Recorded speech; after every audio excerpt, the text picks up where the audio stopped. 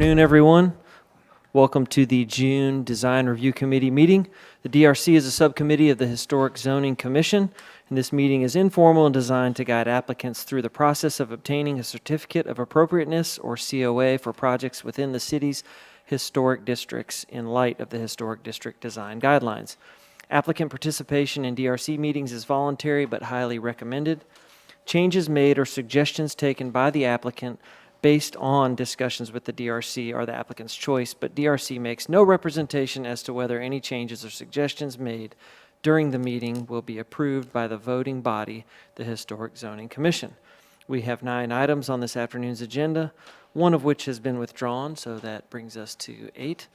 I do have a request to move item 8 to before item number 5, as that is I think the same designer for all 3 projects, so that will help them out. When an item is called, please introduce yourself. Come on up to this table and make sure your green light's on. Introduce yourself and describe your item in 2 to 3 minutes. First up, discussion of demolition at 119 Church Street. John Ligon is our applicant.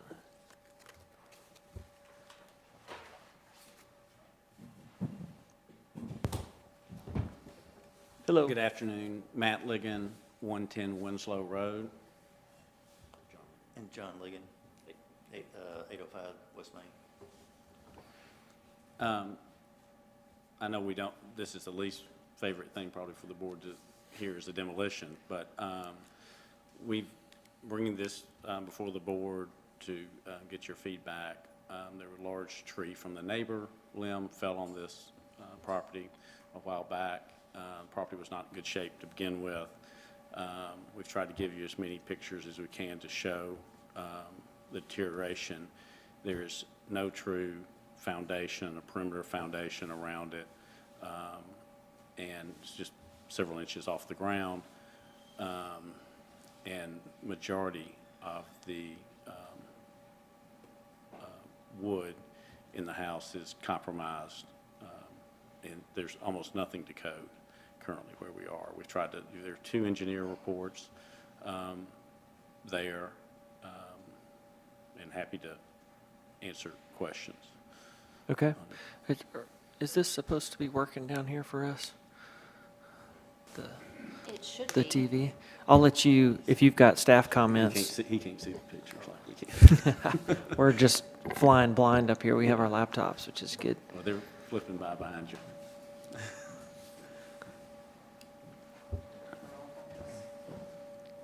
All right, we're good. Thank you all. All right, is that you want to hear from staff? Yes, we've given you, I mean, Okay. if you've read the description in there and all those kind of things, but again, happy to answer any Perfect. questions. All right, let's hear from staff here on this project.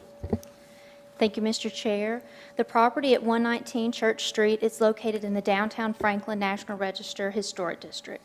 The National Register lists the building at 119 Church Street as non-contributing and defines the building as an extensively altered circa 1920 1.5-story frame gable end dwelling. The house has a metal gable roof, an interior brick chimney, and an exterior of aluminum siding. The main entrance has a single light glass and wood door, and windows are 4/4 wood sashes. A shed roof wing is on the main facade. The proposal is for the demolition of the principal building.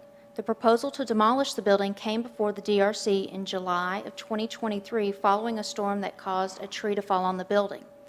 Since 2023, a notice of violation for the property has been issued in order to have the building comply with the City of Franklin's Building and Neighborhood Services Department's adopted codes. Within the submitted materials, it is estimated that the building was constructed circa 1920 to 1924. The building is seen on the 1928 Sanborn map. The lot was previously owned by an African-American man and then sold to his daughter, and then sold after she built the house and owned the property. It is noted in the demolition request document that the intent is to demolish the building and have the lot be vacant until a future development is proposed. Additionally, it was noted that 75 to 80% of the structure would need to be replaced in order for it to be habitable. The guidelines recommend conducting routine maintenance and major repairs on historic structures in order to ensure their preservation. Demolition is not permitted unless there are extraordinary circumstances and not permitted per the zoning ordinance to have the lot serve as a parking lot.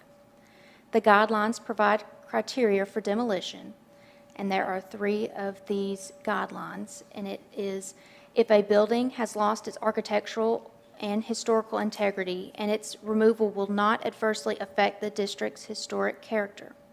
The loss of integrity must be substantiated with photographic documentation and a physical description of the property that addresses relevant issues. If the denial of the demolition will result in an unreasonable economic hardship on the applicant as determined by the Historic Zoning Commission. And finally, if the structural instability or deterioration of a property is demonstrated through a report by a structural engineer or architect with demonstrated experience working with historic structures.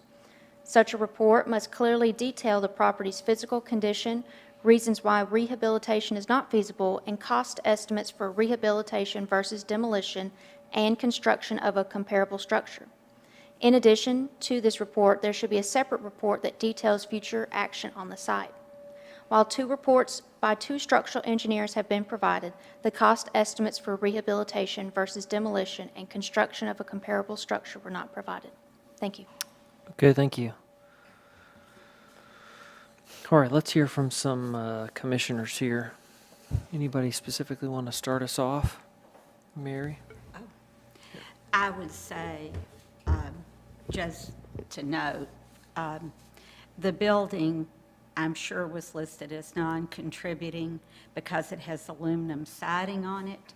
I've never really agreed with that idea when you do historic districts, but that is why it would have been listed as non-contributing. If it has aluminum siding, automatically, when they take it out. Didn't know that. Anybody else?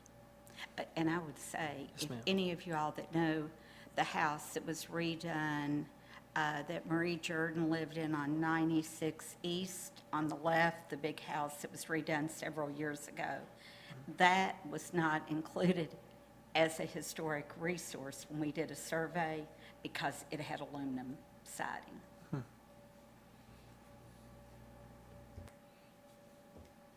Anything? Sure. Okay. Hi. I have a question for staff. Did you guys deem this meeting the standards, given, like, looking through their information, or not? Did you not determine that? We didn't have the cost estimate to determine if demolition was feasible or not, and so we would need that information Okay. to make a determination. All right, thank you. Anybody over here? Brian? Well, I remember when there were 2 houses, and the other one burned. So I walk by this house almost every night that we walk downtown, and I've noticed, like, over the last couple of years where the branch fell on the house, I mean, it has been open probably for 2 years, and rain has poured into that house, I'm sure, for a couple of years now, which, I mean, no telling what kind of problem it has from the standpoint of mold and rotten wood. It seems to me that if you go to rehab, you're actually going to be replacing all the floors, probably the joists. I mean, the roof trusses. I think whenever you finish, you'll have a brand new house. And I think that's part of what the board has to determine, whether, that's what the board wants to say, go back and just replace it all so that it's the same look and style, or that it meets the criteria for demolition.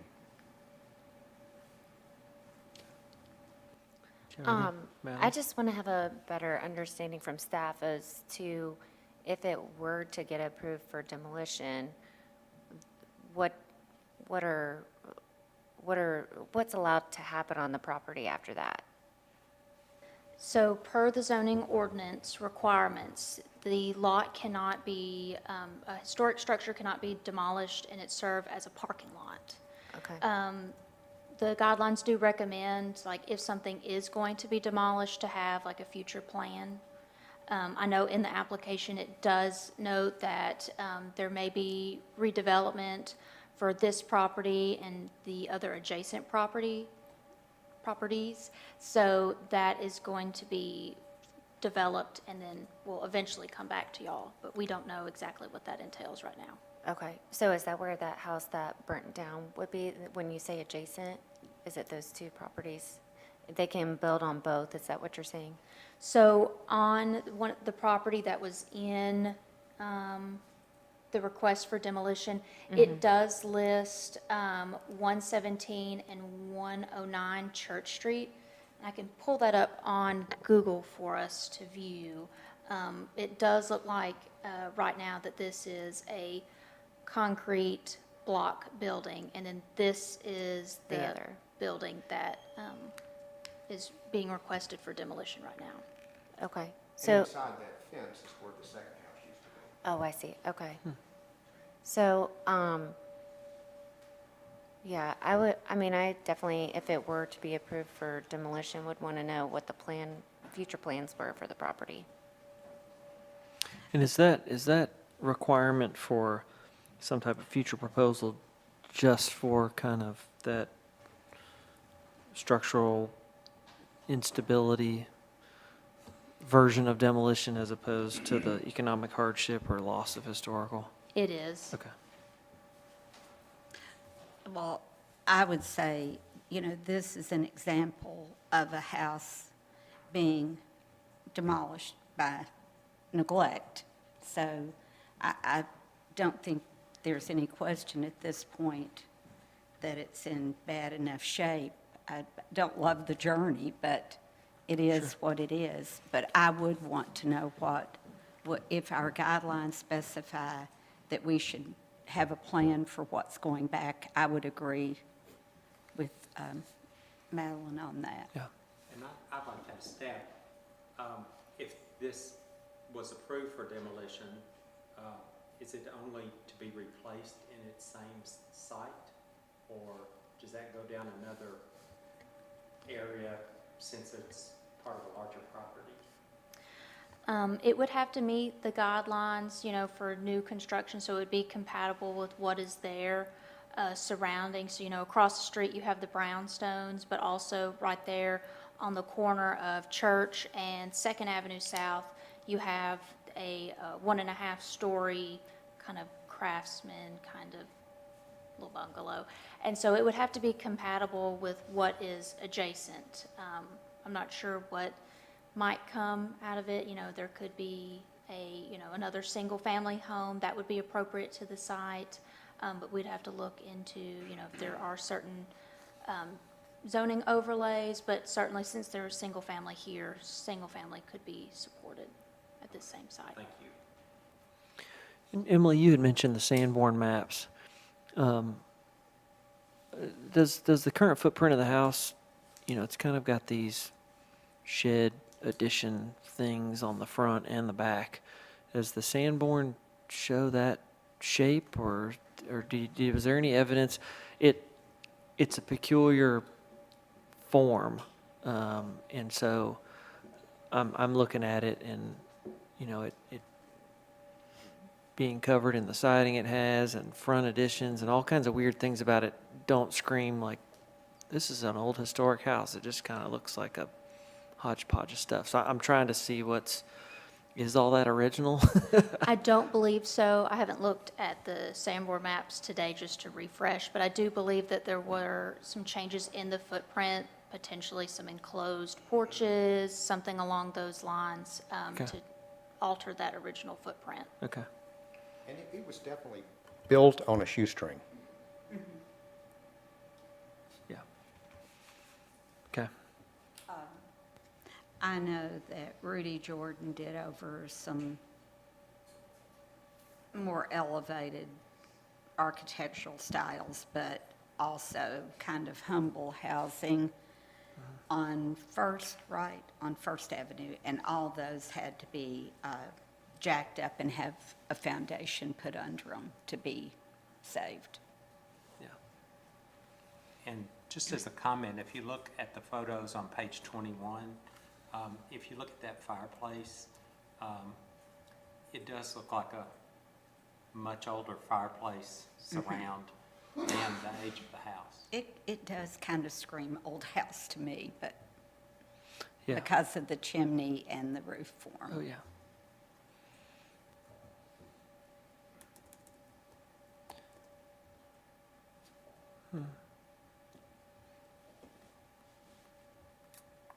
Anybody else? Yeah, so I think, kind of recap, what I'm hearing is trying to get just a little more information on kind of the costing would be helpful, as our guidelines sort of require that we have that for our consideration of demolition.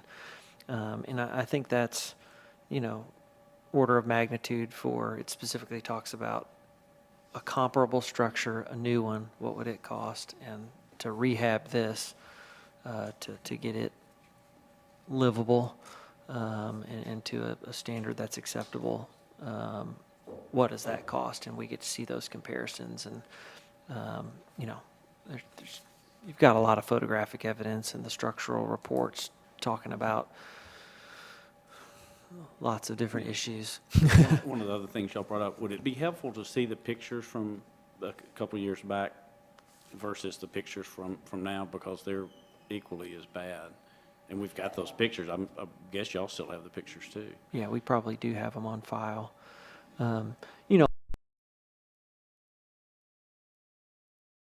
State now. So, we want to be considerate of how it sits today, and the damage that it's taken is part of the consideration here. So, I think these pictures tell a big story. I'd bring that additional documentation if you can get it, and come see us at a voting meeting and see what everybody thinks. Mr. Chair, Yes, ma'am. what our staff said, does the applicant have to or does not have to have a plan for what is going to be happening Sure. to comply with our guidelines? Sure. Because I'd hate for y'all to not understand, Right. and then it just gets deferred. So my understanding, if you're arguing that it's lost architectural and historical integrity, you don't necessarily have to have a proposal for future economic hardship of some sort, which it kind of falls into this third category too, because you have to supply the costing for the demolition because of structural issues with the cost estimate. So the proposal for redevelopment is only required for the structural. Is that what you had said earlier? So pulled up the guidelines for us to look at together. So demolition may only be approved if the Historic Zoning Commission deem one or more of the following conditions met. And so it has it for architectural and historical integrity, if it's lost, if the denial of the demolition will result in economic hardship, and then if the structural instability or deterioration is demonstrated.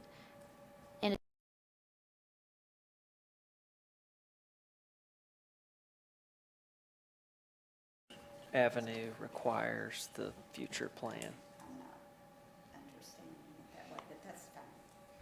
So that third one falls into like the engineering report. So with the third one, you have to have the structural engineer's report detailing, it structurally unsound, and also the cost estimate Gotcha, report. which is a piece that we still need. Got it. Yeah. Okay, And the future plans. right. That's And right. it is documented that it is planning to be green space for right now. Just wanted to make sure that that was in there, that was included in this. We just don't know past that. Sure. what's gonna Our be intent with proposed. that is the next door property. I mean, that's what we've done with the next door property. And you can But see what the is? fence. It's just green space. It's been that way for Just a lawn. a long time, 10, 12, 15 years, something like that. Okay, Yeah. So it's a vacant lot.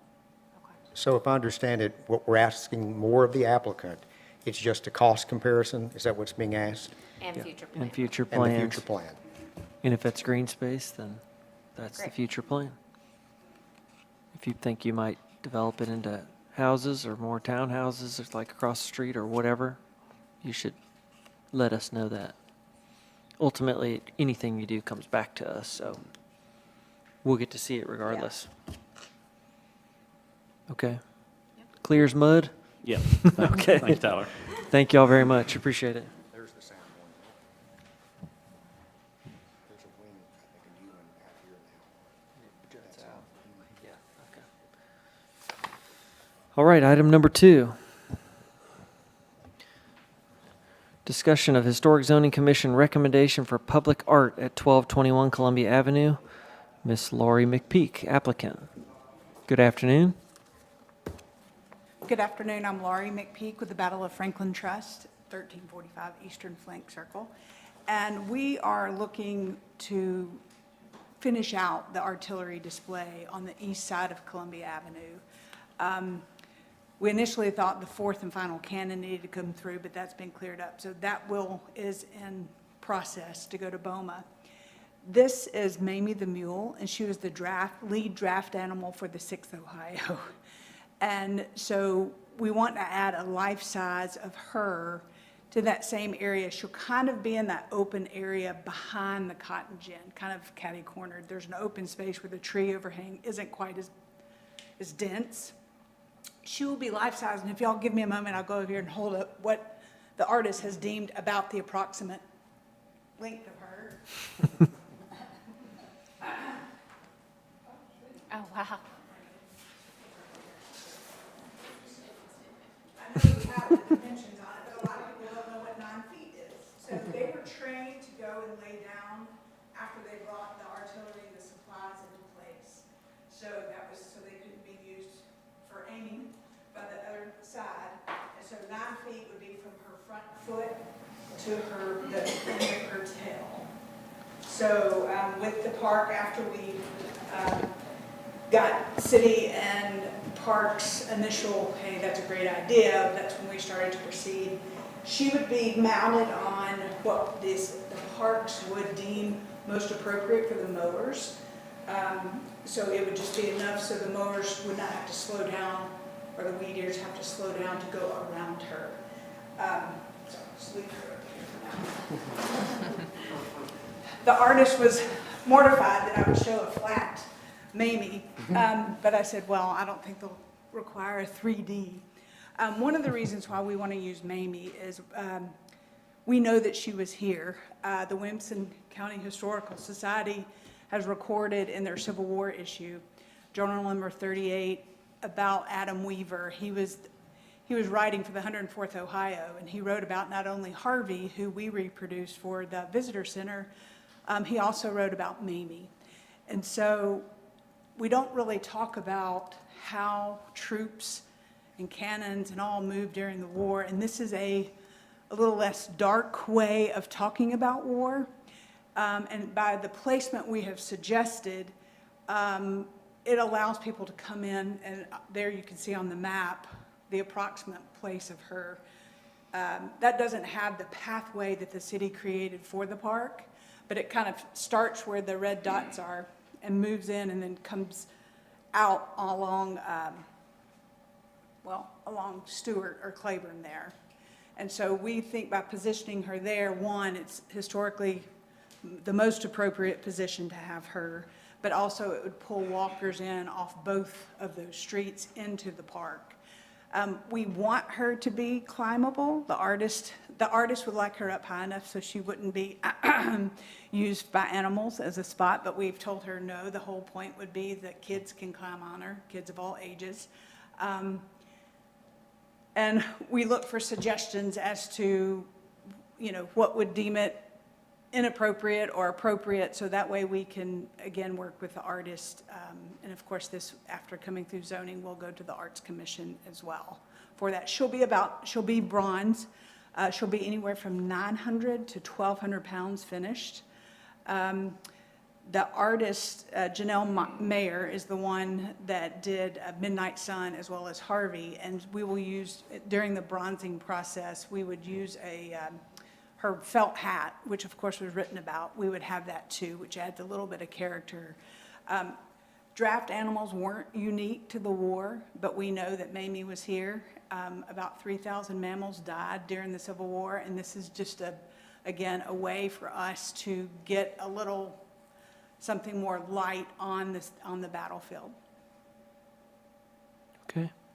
Thank you very much. Let's hear from Emily with some staff comments, please. Thank you, Mr. Chair. The property at 1221 Columbia Avenue is located at Carter Hill Park. The proposal is seeking a recommendation from the Historic Zoning Commission to place a piece of art on the property that is currently a city-owned property and a historic park within the parks system. The proposal has received a recommendation from the Civil War Historical Commission as it was deemed appropriate and contextual to the site. The statue will be positioned in the middle of the park, shown on the anticipated location document. The statue's approximate finished size will be 9.5 feet long and will be made of bronze on a concrete base. Once attending this DRC meeting, the applicant will then apply to come to a historic zoning voting meeting for a recommendation to the BOMA. Then it'll go to the Arts Commission and then go to BOMA for a final vote. Thank you. Okay, thank you. All right, anyone want to start us? We do realize it's a unique request, but we don't expect you to be looking at a lot of life-size mammals.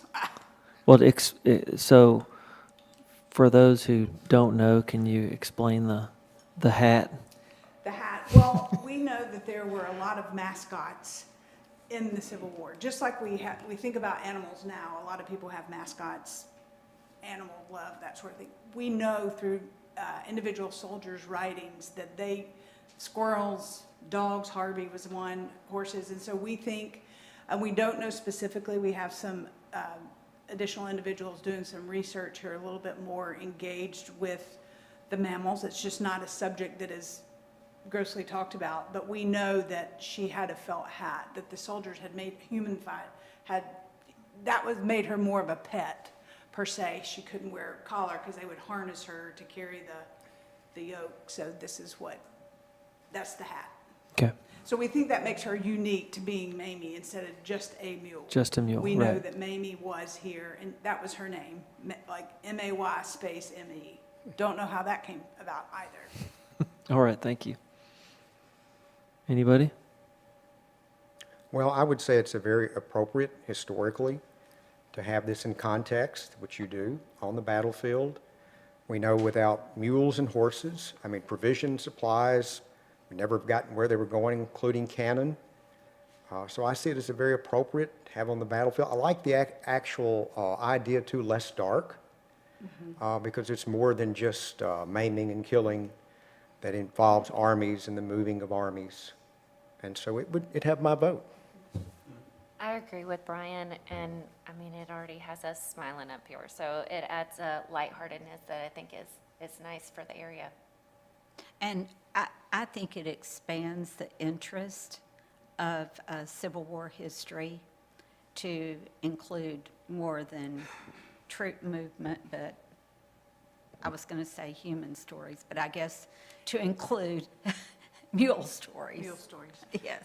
Well, and also for tourism, the other thing about tourism is we know, Murfreesboro that happened at the very end of 62 and beginning of 63 was a mass casualty for the mammals. And so for tourism, it's a connection both to Murfreesboro, to the national park there, as well as south to Mule Day to Columbia in the first part of the spring. So even though it's historically accurate, we are trying to kind of get people in and around the county, but then also keep them in Middle Tennessee as well. I like that it's climbable. I know, it's, 'Cause a lot of Civil War sites are kind of dry for children, and that at least they'll remember they climbed on a mule.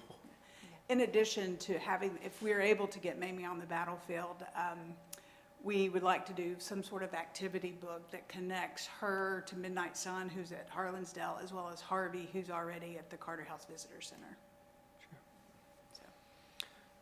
So a couple questions I have. You had mentioned some type of pedestal or platform or something that she will be on.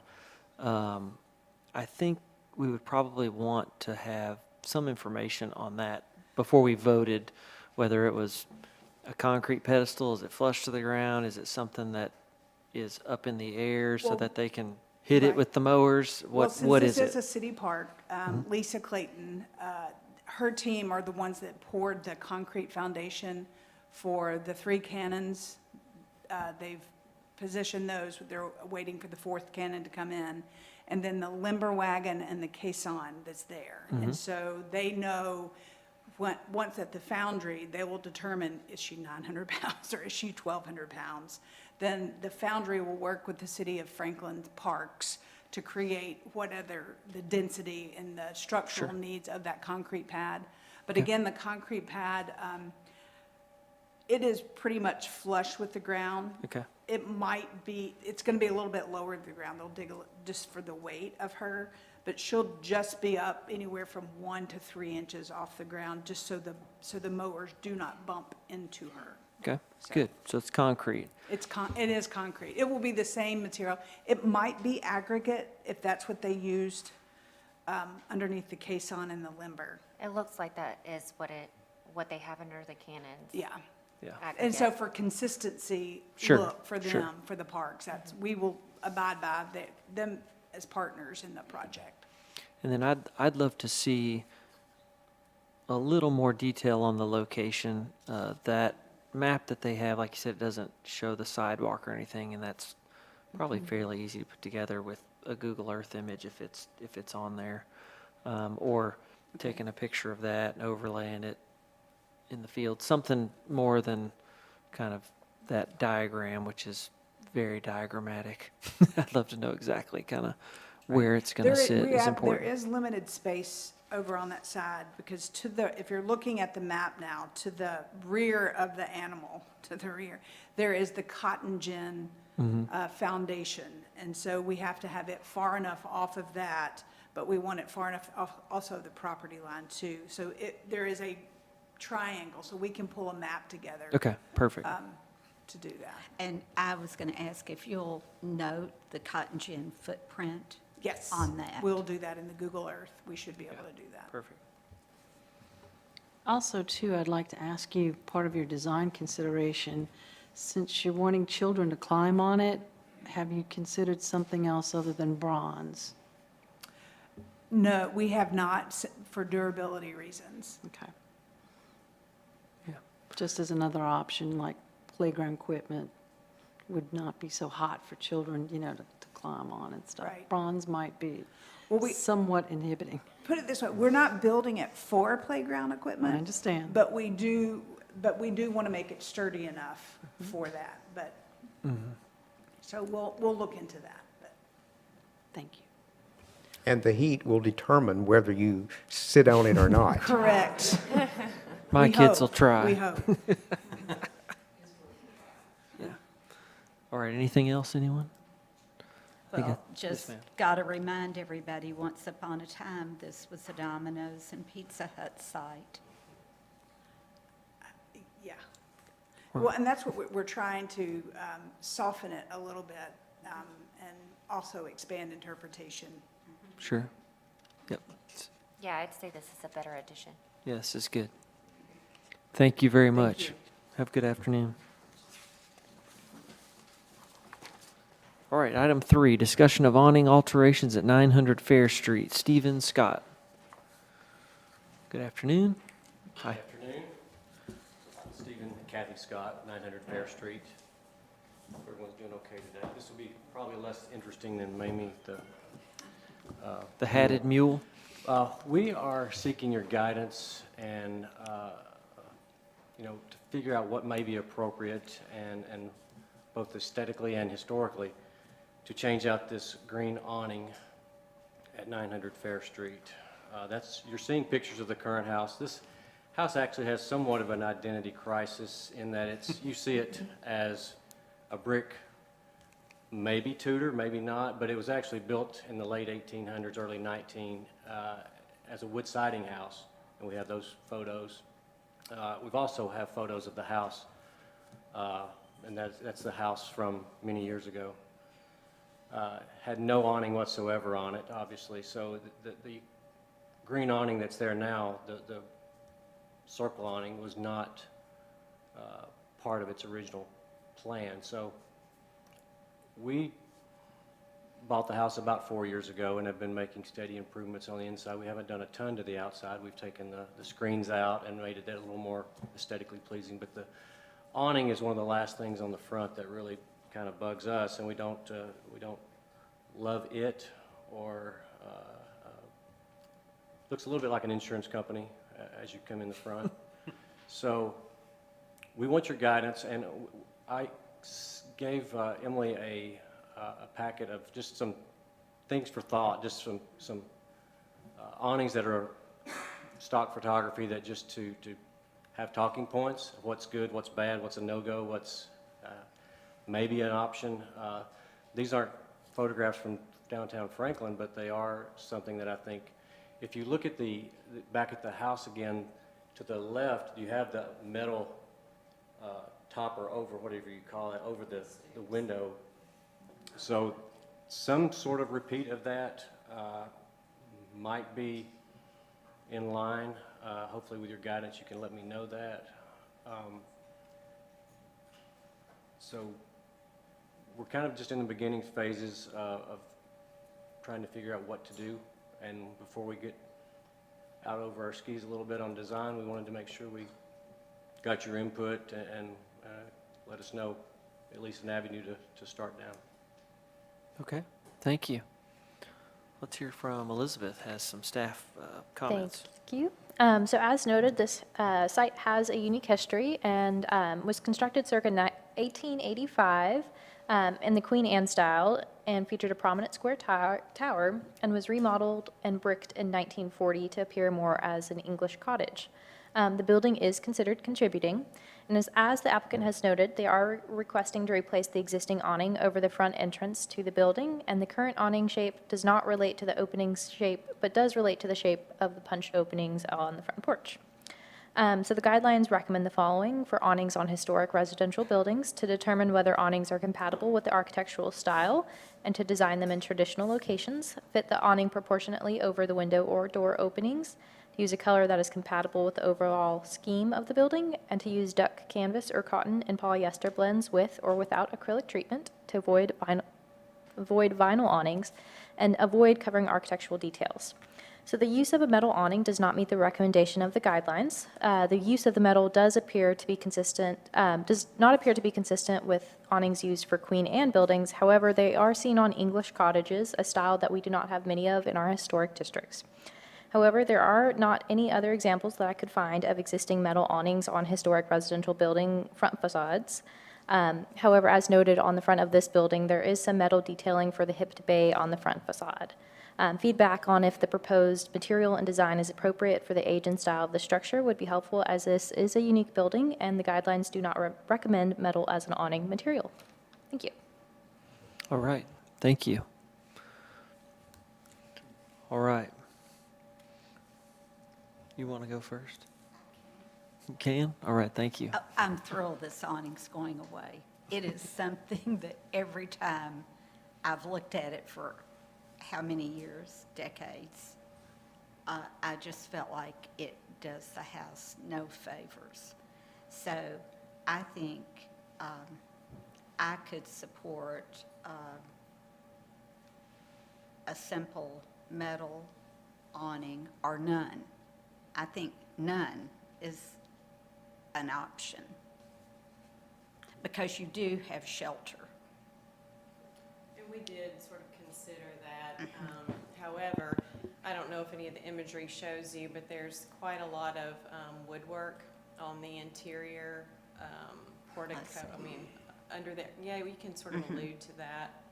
Well, that picture doesn't show it, but to the left, which had a lot of damage that we had to have repaired. And we sort of, we were playing around with that same point of, okay, so if it just goes away, and we thought, well, now we're going to have a maintenance issue with that interior wood. So that was the challenge with that scenario. I have the same situation at my house, and I don't have any damage, but I guess it's the way the weather hits it would determine whether or not you would have damage. It is a southern exposure, so Yeah. I think most of your storms that I've noticed Right. flow in that way. Right.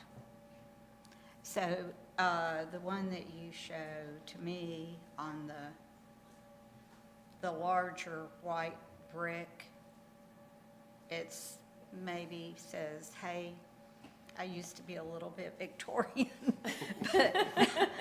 But my grandmother always told me that when soldiers came back from World War I, they were enchanted with the cottages in Europe and bricked up because of that.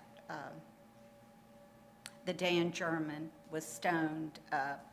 There's one on West Main on the market right now that was bricked up that started life like yours. So there's a few around. So I could be good with either one of those. They're fairly simple and hopefully would achieve what you want. I may have missed what you just said as far as which you could be okay with. There's two of those, one of those two?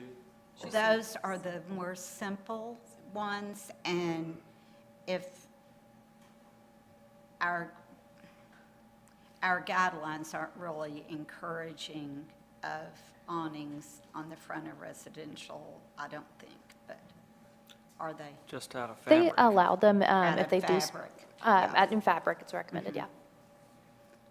So just to clarify, was there a Yeah. specific awning of the 4 on the screen that you liked? The largest picture, to me, it was Top the left. the Upper top left Top left, yeah.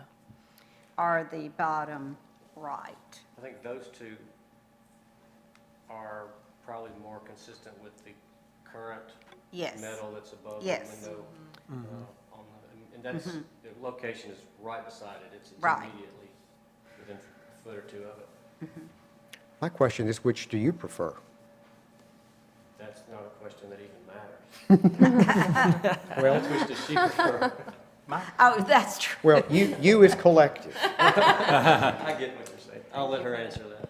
I mean, I think I feel like I want to do a few little mock-ups, you know, I mean, I don't have true CAD skills, but I kind of feel like I can do a few little mock-ups that would kind of help me hone in on what might aesthetically look the best. I think it would be great to see those mock-ups. Oh, they would be tragic, but yeah.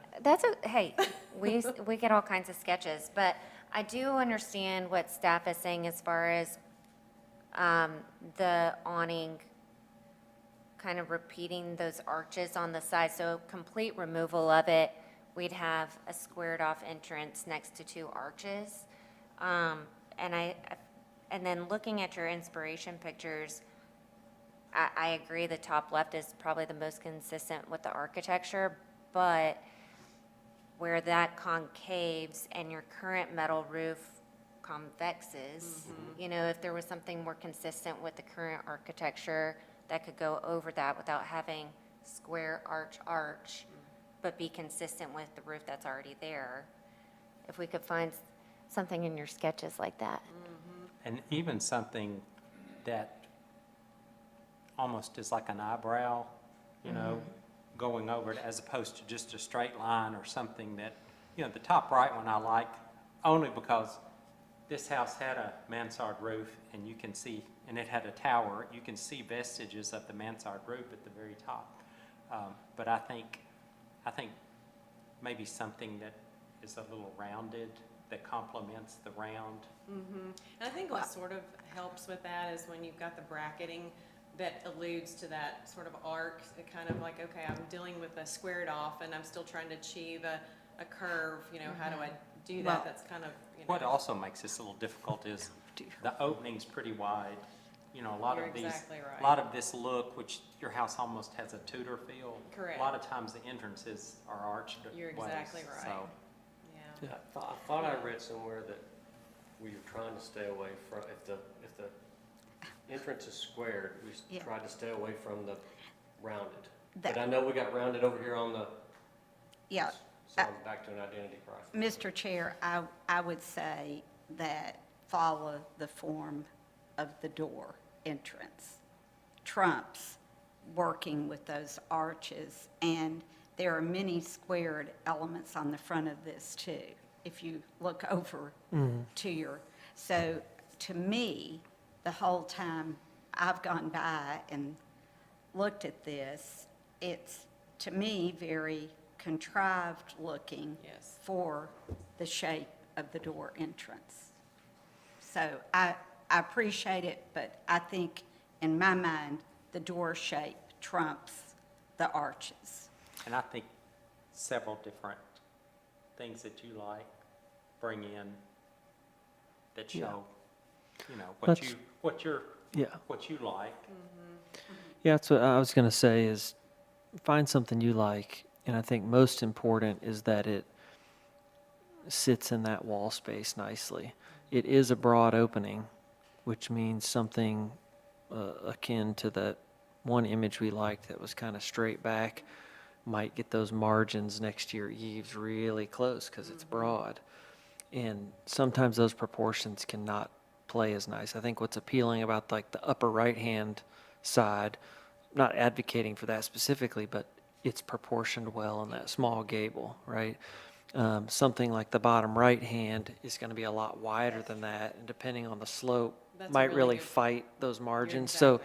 as you mock it up, you'll know because you'll go, oh, that doesn't fit, or it looks too huge. Yeah. Those are probably more important, that and just what do you like. I think what we're hearing is, I think we're definitely open to a metal awning specific to this house because of what's here. That's not what our guidelines recommend, but you have a metal roof bay. This house has been meddled with a little bit.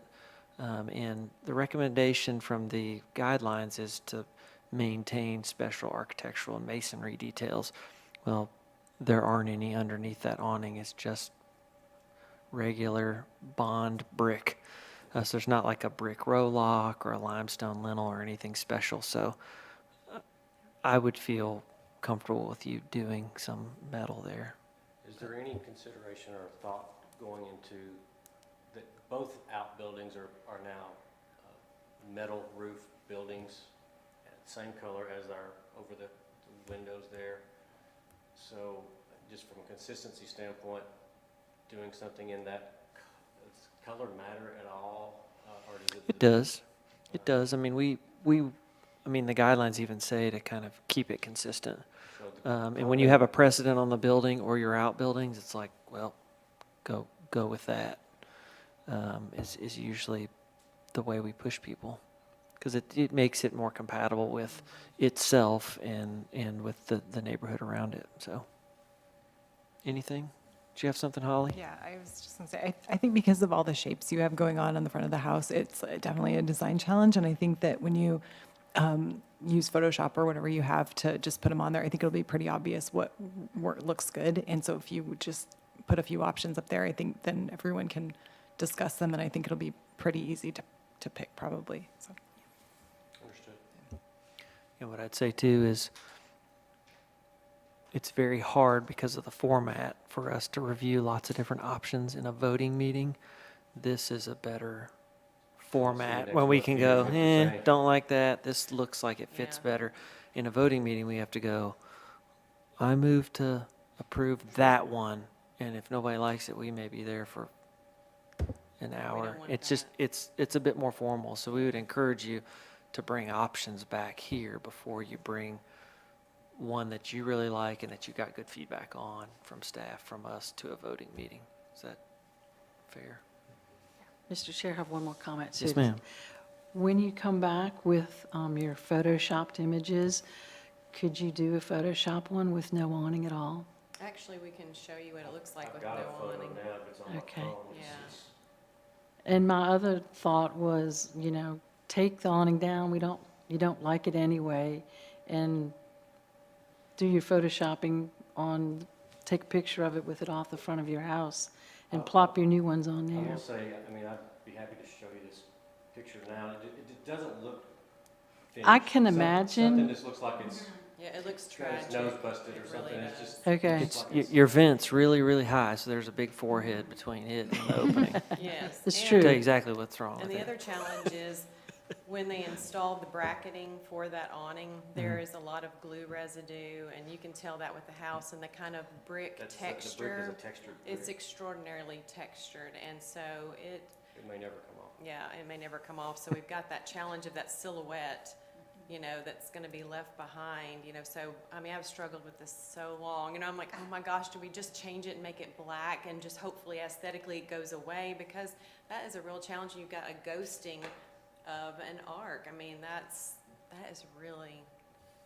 Yeah. But I do know that there is, you know, you can stipple in like some red, and it's high enough so that visually, you know, you won't be able to get as close onto it, you know, to see that, oh, there was once this arc silhouette there. So feeling hopeful that that will.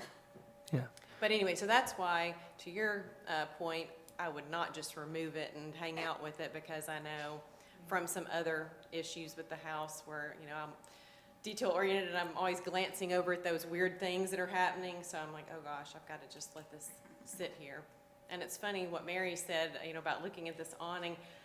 You know, when I was looking at homes in downtown Franklin, I kept coming across this and I couldn't get it off the screen fast enough. You know, when you're like flipping, I was like, ugh, you know, and I would just, every time I would flip past it, I wouldn't give it a chance. And then I'm like, well, this house is speaking to me on some level. So I had to, you know, dig further and, you know, look at the aesthetics on the interior and see what potential was there. But yeah, that awning just has owned me for a long time. Isn't it the Scott House?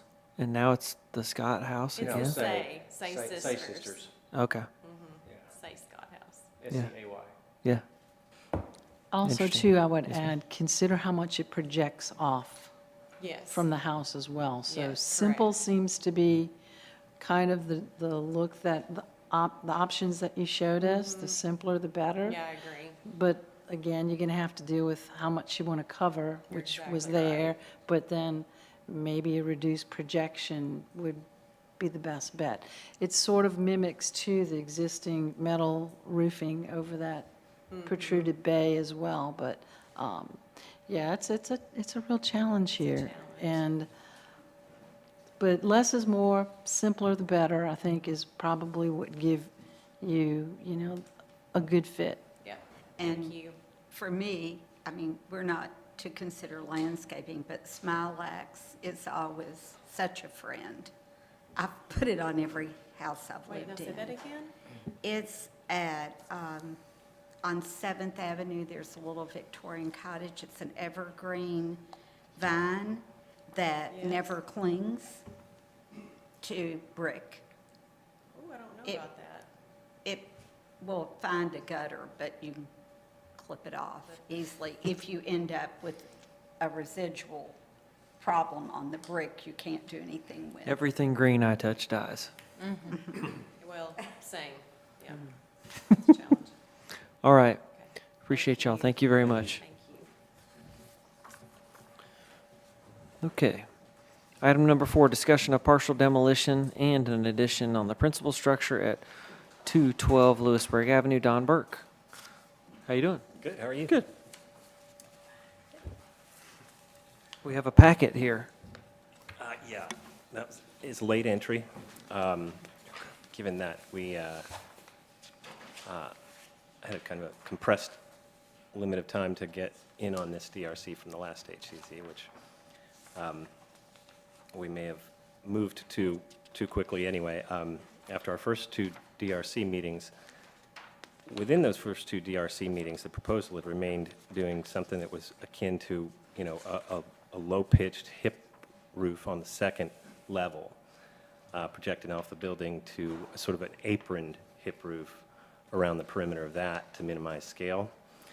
And, you know, the DRC comments sort of revealed that that looked too much like a second story and not enough like a story and a half. So sort of walked away from that last DRC meeting thinking, oh, story and a half, okay, slam dunk. So moved really quickly to a story and a half option, but didn't go through a third DRC to really fully explain it. I think that may have been what happened at the last HCC meeting, because staff and I never even really met together on it. It seemed like there were a lot of questions and confusion about it. So here we are for me to explain it. So by midnight of the night of the HCC meeting, I did resubmit the set that I had at HCZ with some blue clouds around areas that would clarify things that might not have been clear. The dimensions of dormers and stuff that would show that those dormers were really intended to be within compliance. And then I set upon doing a third, or another option with a more compressed volume, because I noted that a lot of the conversation seemed to revolve around subservience to the existing building, and could perceive that possibly doing a gable, well, going back to a story and a half option where the eave line is clearly down at the lower level of the original house, and that the dormers are more pronounced shed dormers off of that roof. The rear elevation shows that more clearly than the side elevations do. If you could, there we go, yeah, and that rear elevation, the gable that no, that's new. That's the new one, right? That's Exhibit B. Oh, you've got that one on that side. Can we go on the left over? Oh, there you go. You're comparing them side by side. Okay, so the rear gable is actually about the same size as the existing house. So I can understand how you would read that as not subservient. It's the rear elevation, but it's the side elevation of the building expressed on the rear. And so the option on the right is Exhibit B, which you just received in the paper printouts. And that shows the rear elevation more as a smaller gable that would be subservient to the existing side elevation, while still maintaining about the same amount of square footage upstairs. And instead of having an asymmetrical dormer situation where you have a big dormer on the right and a smaller dormer on the left, it makes them both equal-sized dormers with the exact same pitch, which seems more, seems more regular, possibly, But this would minimize, I think, the reading of the rear addition as still a story and a half, but the solarium idea that happens on the left side of that rear elevation is a little more clearly expressed as a glazed option that could look like a porch that was glazed in later on underneath, an initial gable form with a shed roof to the left. And if you wouldn't mind scrolling to the last drawing on either one of those, or both of them really, you can see he took a section cut through real close to the building to kind of illustrate how we were trying to preserve the existing log as much as possible on the interior of the house. And I think an addition like this means that the second floor is really the only engaging structure that attaches to the existing building, and we leave the existing building, all four sides of as much of the existing historic structure unaffected, except for a punched opening that we would cap off with some kind of more contemporary steel plate frame or something like that, looks up into the house, and you step down out of the house that kind of showcases the existing house. And that's not really in the purview, and I've been reluctant to show you stuff that related to the interior of the house, noting that it is not pertinent.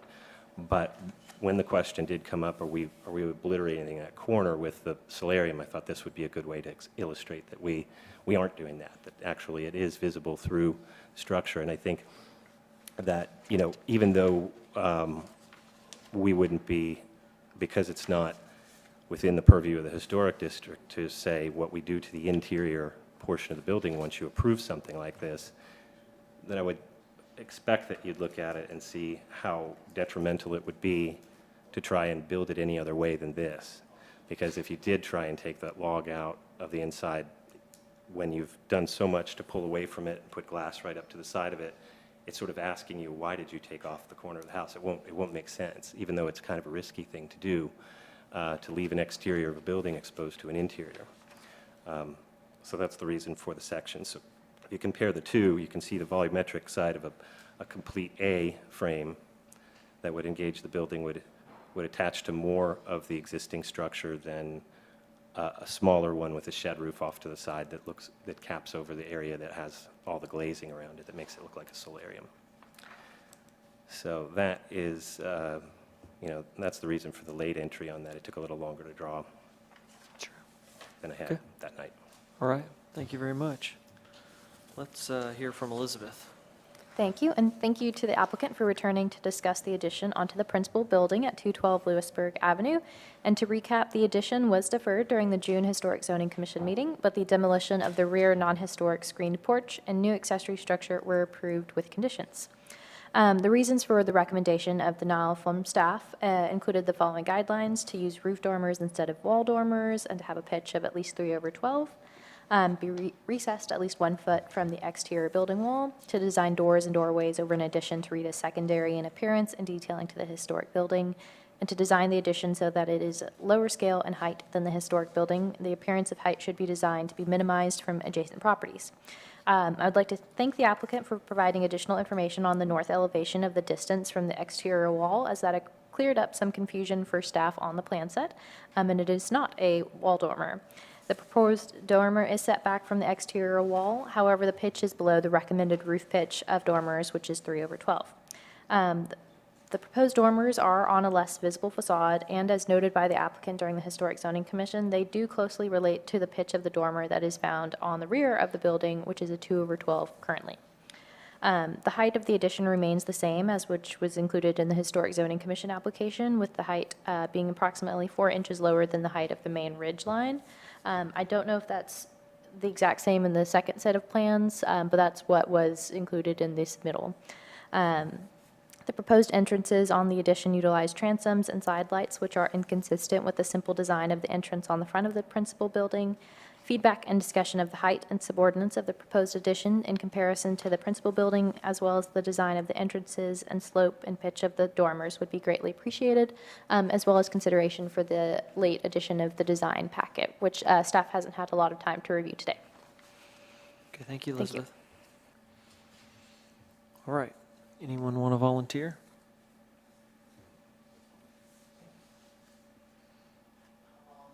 Mr. Chair? Yes, ma'am, Miss Kathy.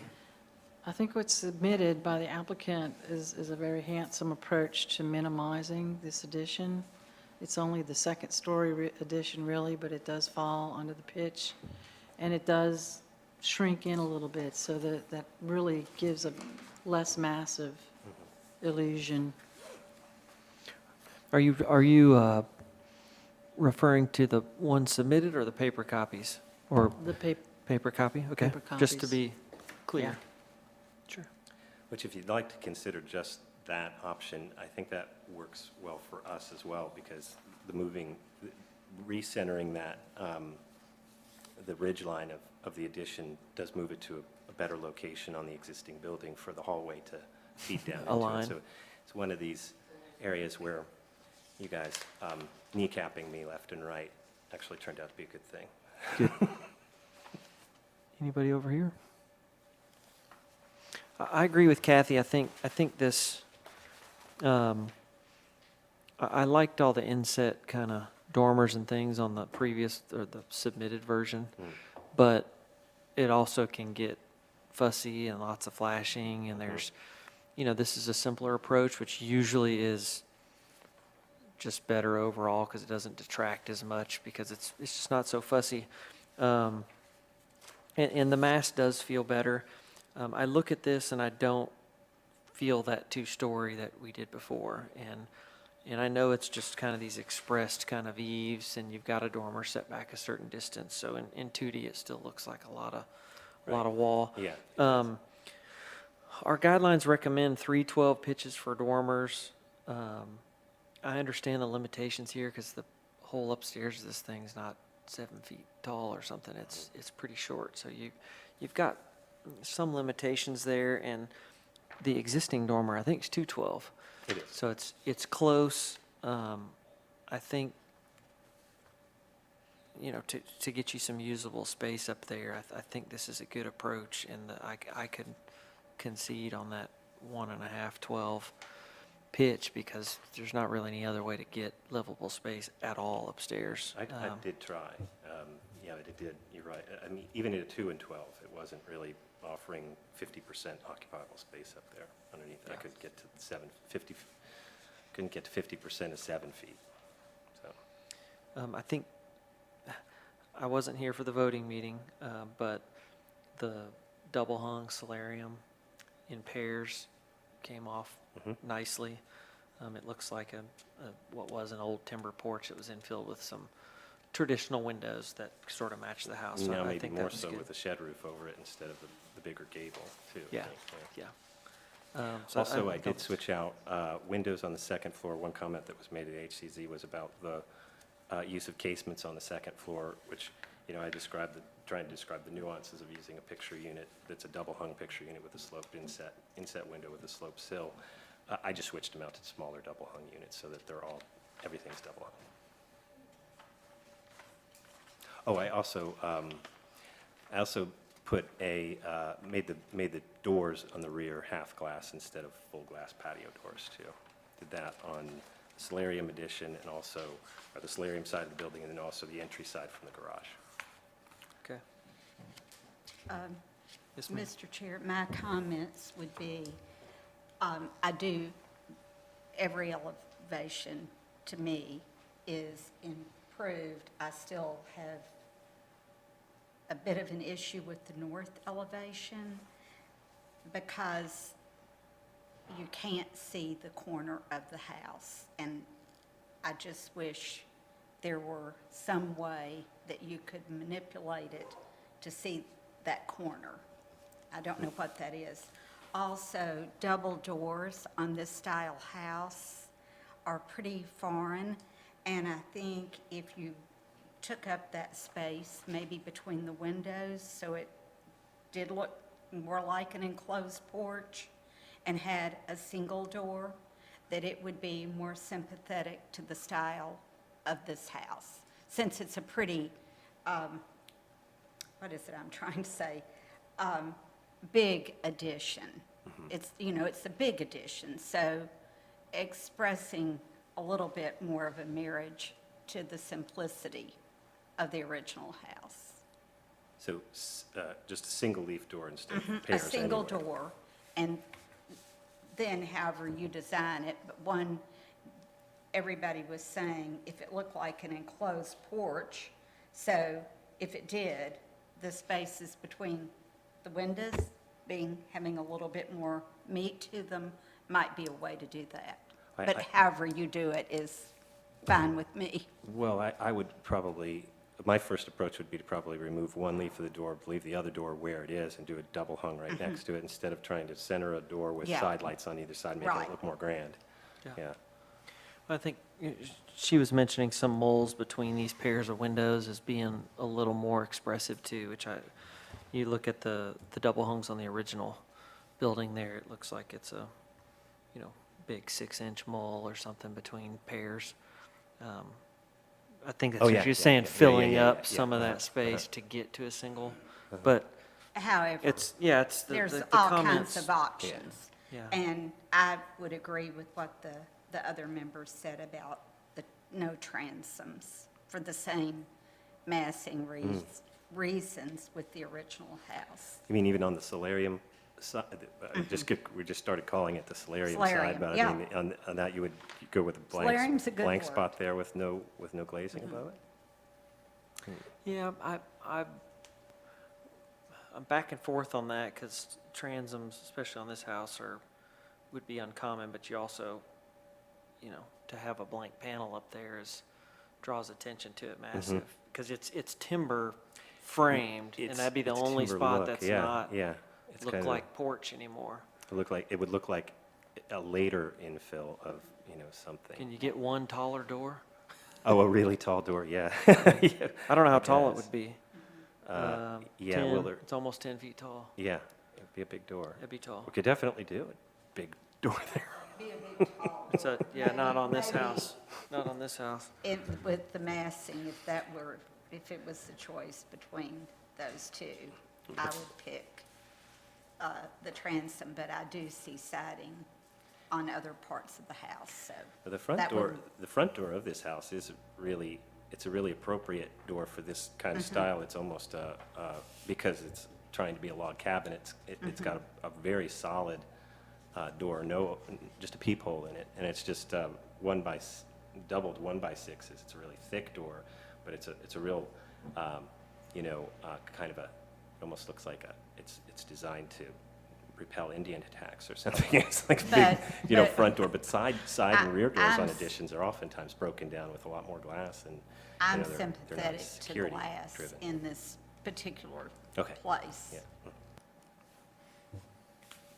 Yeah, and the corner being covered back there, I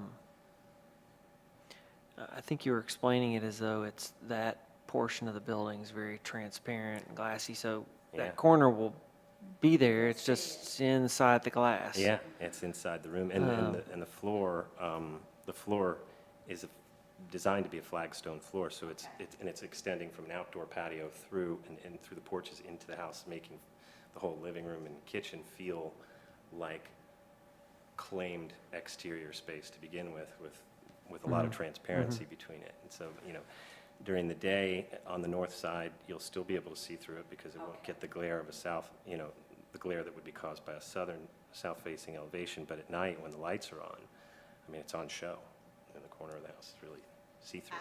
I just draw a straight line down there, and it makes me so much more comfortable with the massing, but maybe you do just. Did you draw a line to the left of the doors?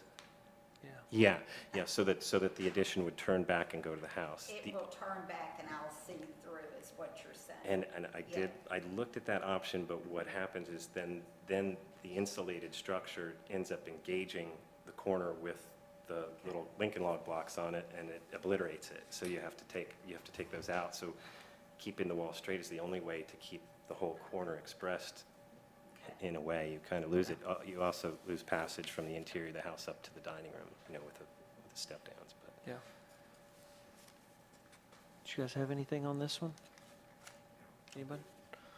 All right, did you get enough feedback? I guess so. Do you like it? Are we going the right? Do we need I think another this is, DRC, or do we go? the massing feels a lot better to me. Okay. Okay. Um, Oh, section's helpful, isn't it? Yeah. Yeah. It shows how minimal the attachment to the existing historic structure is. That's what it See shows. through Okay. all that glass. Well, I will wait for staff feedback and And he's saying if you attach right submit there, something for HCZ. Isn't this the house that the logs are just skinned on? Yeah. Yeah.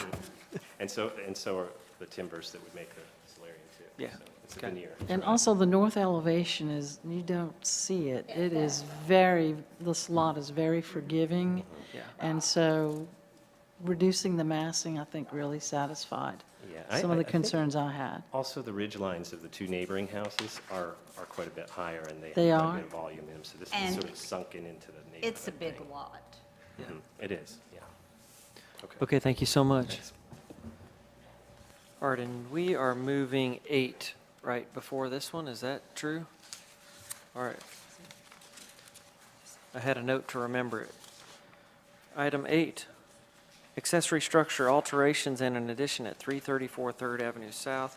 Maria Ortiz, applicant. Hello.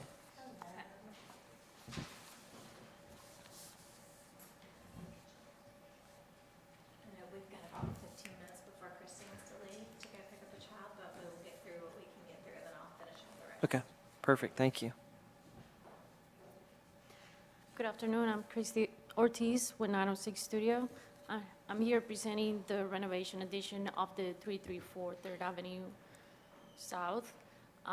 We have the existing house, the driveway, and the existing garage footprint in white, and we're showing in light gray the proposed addition for a two-car garage. We are adding to the existing driveway to connect to the garage doors. And we're also removing all the existing asphalt in between the house and the existing garage to create more landscaping and green areas. We can move forward. Yeah. This is the existing house for reference. This is the existing garage condition right now. We're showing the drawing on the right. So, oh, sorry. Can you hear me now? Thank you. We're showing on the right the way that the garage used to look, and on the left, the existing condition. We have a lot of rot and termite damage on the walls, the ceiling, and the exterior siding. the client has had to replace some of the structure and the framing for it to be stable. This is the proposed floor plan. We had the two-car garage in the bottom, three-car garage in the bottom, and then we had a guest house on the top. But the existing ceiling height in the bottom was 6'7", and on the top is 5 foot to 6'7". So we are proposing to remove the second floor structure and have the guest house in the main floor and the existing footprint, and then add some square footage to be able to park 2 cars on the right side. And then in this front elevation, we are keeping that, we're repairing and replacing the exterior, the existing roof, and then we're adding to the tallest roof on the right and adding a gable. And we're also trying to take down the scale on the left side with that front porch. And then we're matching the window style, the door, matching the siding, and then the light fixtures of the front of the house to kind of bring that in, but also making the trim a little bit more simple.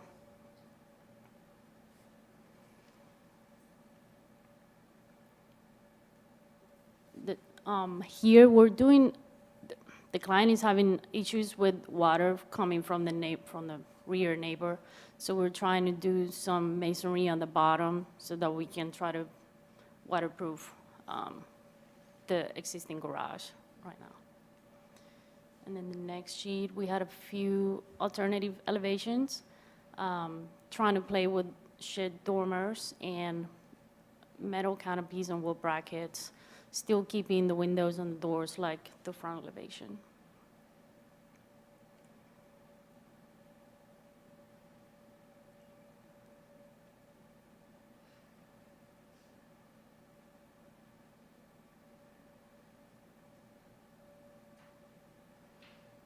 Okay.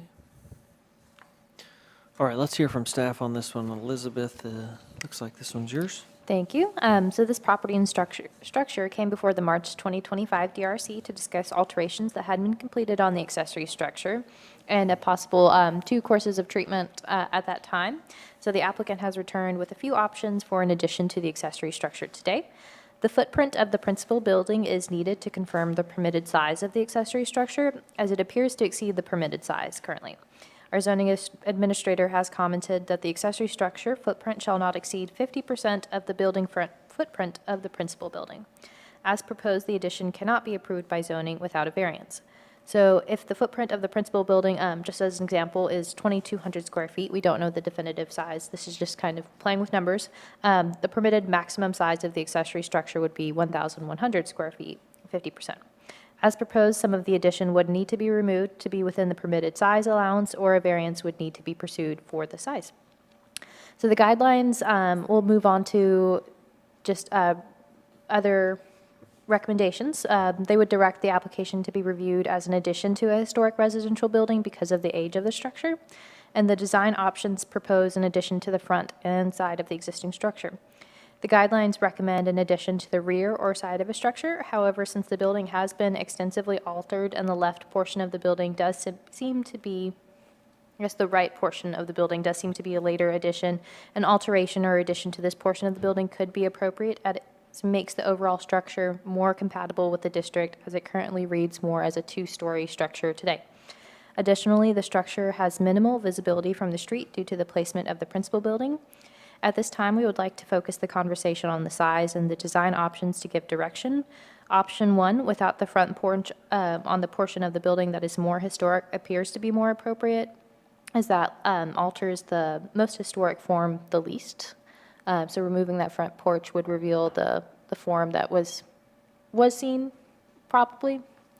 And then there were some project considerations from zoning that we'll send to the applicant as well, and other things to mention. The materials appear to be appropriate as they're matching what is seen on the principal building.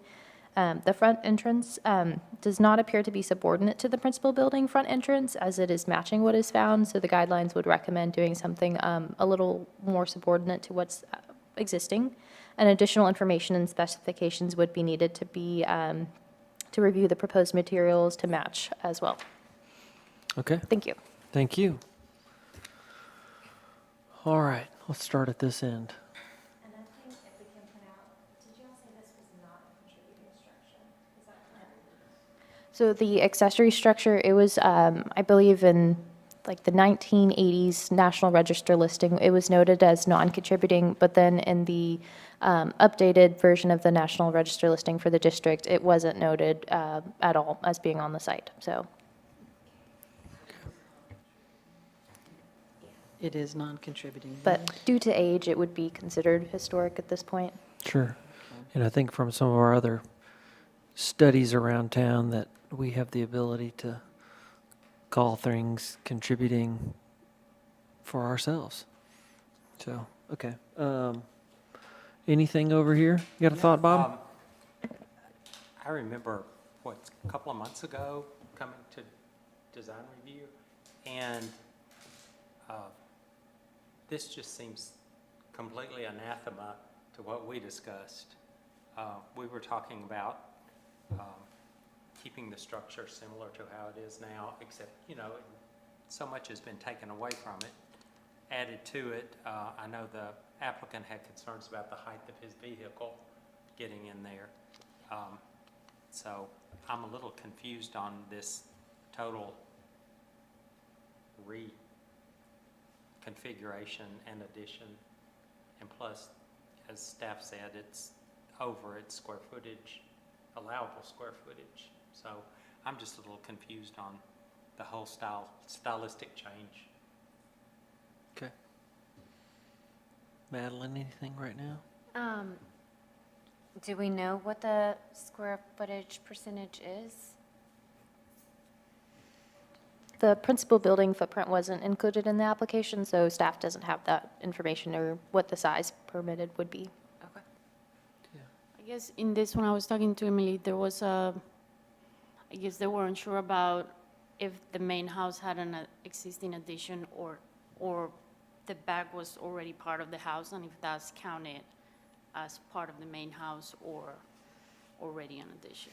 Now, staff, remind me, it's the whole footprint of the house as it sits. Yes, for accessory structures, they're permitted to be 50% of the entire footprint. Additions to the principal building are limited to 50% of the historic footprint. So for the accessory structure, we don't have additional guidelines saying that it's anything of the historic footprint. It goes back to zoning's regulated size. So it'd be 50% of the overall footprint of the principal building. Right, okay. And That- what is the square footage of the new drawing? The new garage is the square footage 1624? Oh, there it is. Okay, got it. Yeah, and that does include the front porch, so if that went away, that would reduce that a little bit. Yeah, make sure and provide that information when you come back. Helps us to, kind of weigh if it's within the guidelines or not. It's one of our metrics. And then to answer your question, the reason why we are adding square footage for the garage is because the existing garage, the doors are 6'5", and they're like 6 foot wide. They're very, like, a car doesn't fit in there. As well as inside the garage, there are columns. If you could fit a garage, there's columns running, like, when you come in with the car. So there's no way to park a car inside there right now. Okay. Brian? We could also make the two-car garage area a little smaller, if that will help us with the Okay, square footage. let's hear from Brian, please. I do agree with staff on the door. I think that's a very good comment. Maybe the porch, the house would have to be, over 3,200 square feet in order to accommodate that as the footprint. So you may have to do a little adjusting on the square footage of the garage. The building that's there now is very unusable. We know it wasn't on the Sanborn maps, that it's not considered a contributing structure. So I think it's within reason to make it a usable structure. And if you can do that with the two-car garage and the space that you have to the left of it. One of the questions I have, though, you mentioned about the masonry. Do you, any idea what kind of, because I saw that's quite a large water table look. What do you have in mind for that masonry?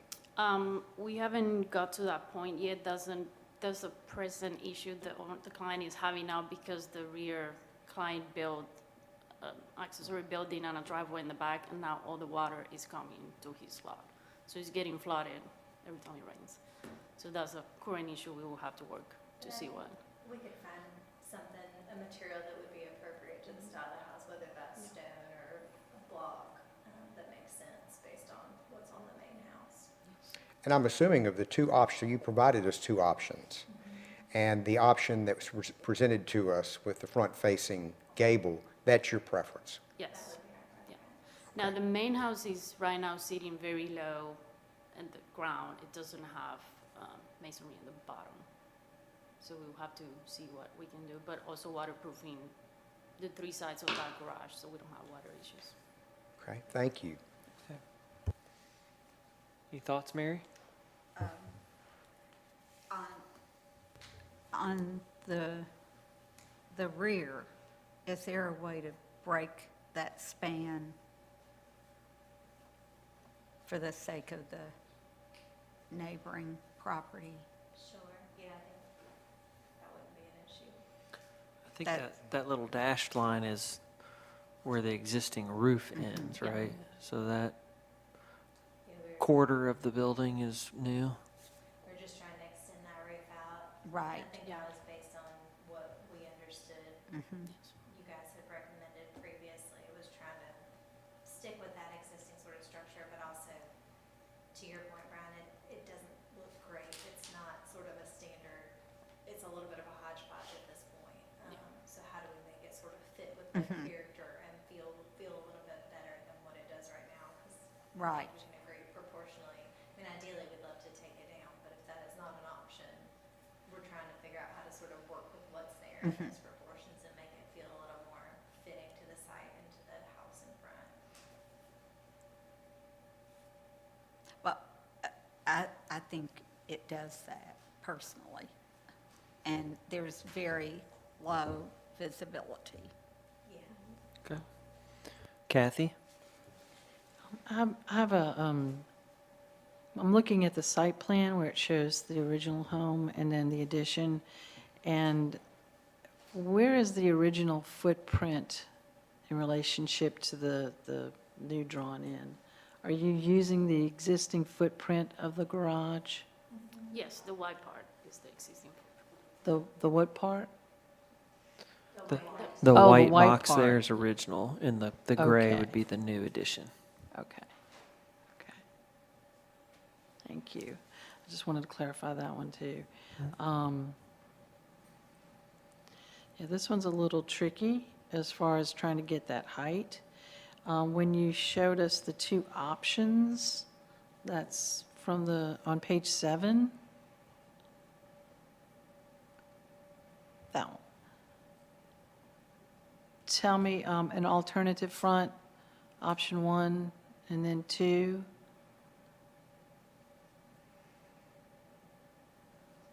Preference? Does If one it's work not better? this one, Pardon? I guess our Oh, it's preference this is that- one? Is yes. this one? Yeah. Okay, so on page 7, just ignore those then. We were just not sure if you guys would approve the portion. We wanted to give you other options about us playing with the different configuration we could do with with the existing roof. Okay, We weren't sure how much support we'd get for altering roof lines, so we wanted to make sure Okay. that we had sort of explored several different options for how that could. okay. And as I come down the driveway from the front of the house, I get that same feel, so I can agree with that view with the gable. It kind of complements Yeah. the And it brings existing the house house. down. I mean, the garage down. Okay. So I think that's a good solution there. And I'm not quite sure how the porch is relevant, so consider maybe porch less or minimal porch, and maybe help reduce some of your square footage that way. because it is the footprint, and it would include the porch. Mhm. Part of what that is doing, I think, is it's an awkward sort of story, and it's not a normal kind of a plate height there to where that roof is. It's not quite a story and a half, it's not quite a story, so that porch is bit sort of masking. camouflage that forehead a little Okay. bit. Yeah. That's partly what it's doing. We had, I look at this and I go, oh, that's, yeah, it does what it needed to do, which is take that forehead away. But at the same time, it probably puts you over square footage. It doesn't really nod to what was there. We reviewed and approved some outbuildings. And this goes back to the discussion about front door and other openings. Being of a scale that makes it as grand as the main house. And I think when I look at this, I go, oh, aside from a front-facing garage, I mean, that little house is on Third. That house exists here in town. And so I don't think it wants or needs to be that, because it starts to hold a whole house worth of weight in the backyard, just aesthetically. The houses or outbuildings that we've reviewed, I know one on Fair Street that's got, we've got lots of folks kind of cheating these eave heights up and getting that extra high bearing. But there's windows just like it had before. There's kind of these tall windows, very similar to what it had, but those aren't what's there. It wasn't my favorite edition of that. But you might look at some of these older carriage houses that, Cheekwood's got one. We've approved some over here. There's a whole catalog of old outbuildings that have short, multi-pane, like 4x2 or 3x2 grilled windows all over the place.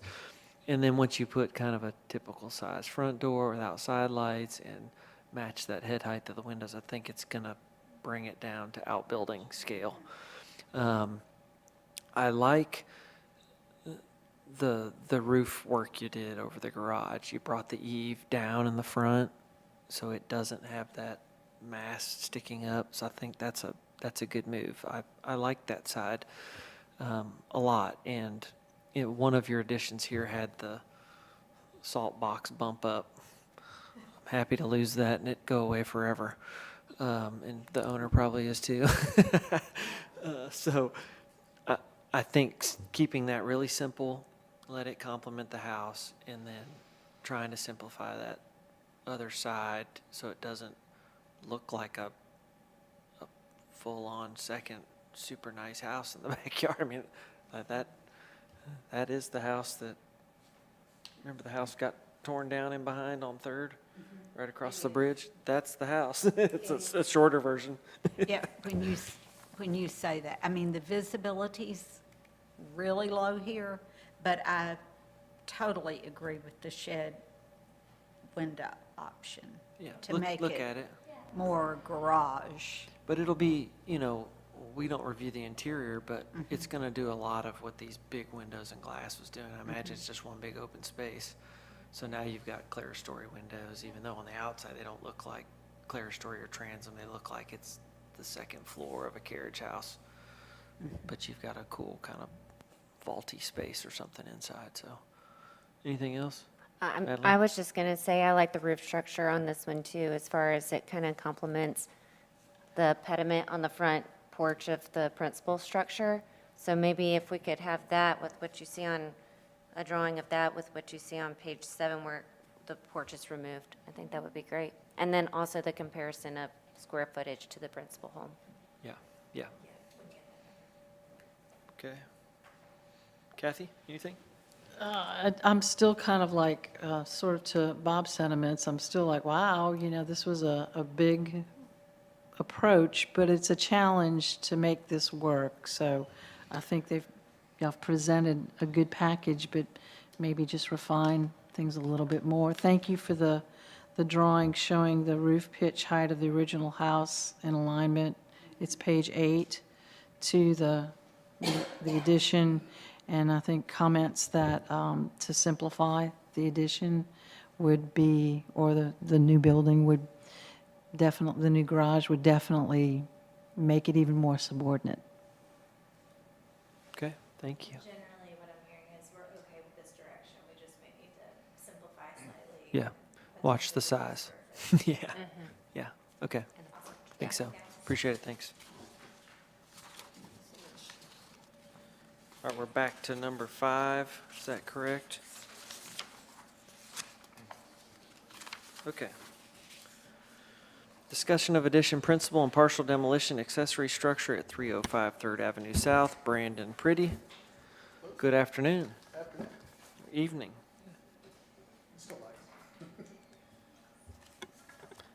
All right, if you give us a overview here.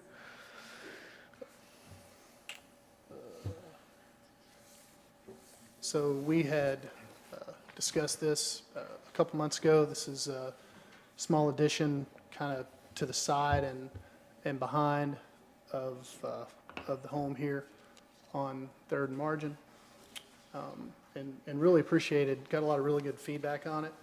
The thing we heard that really resonated, and I can't even remember who said it as part of the discussion, but was the idea of a smokehouse. So we really thought about that. The idea for the homeowner is for this to be a theater, so there's, you've got some synchronicity there as far as the use, don't need a lot of big windows. So with that said, we revisited what we had kind of put together.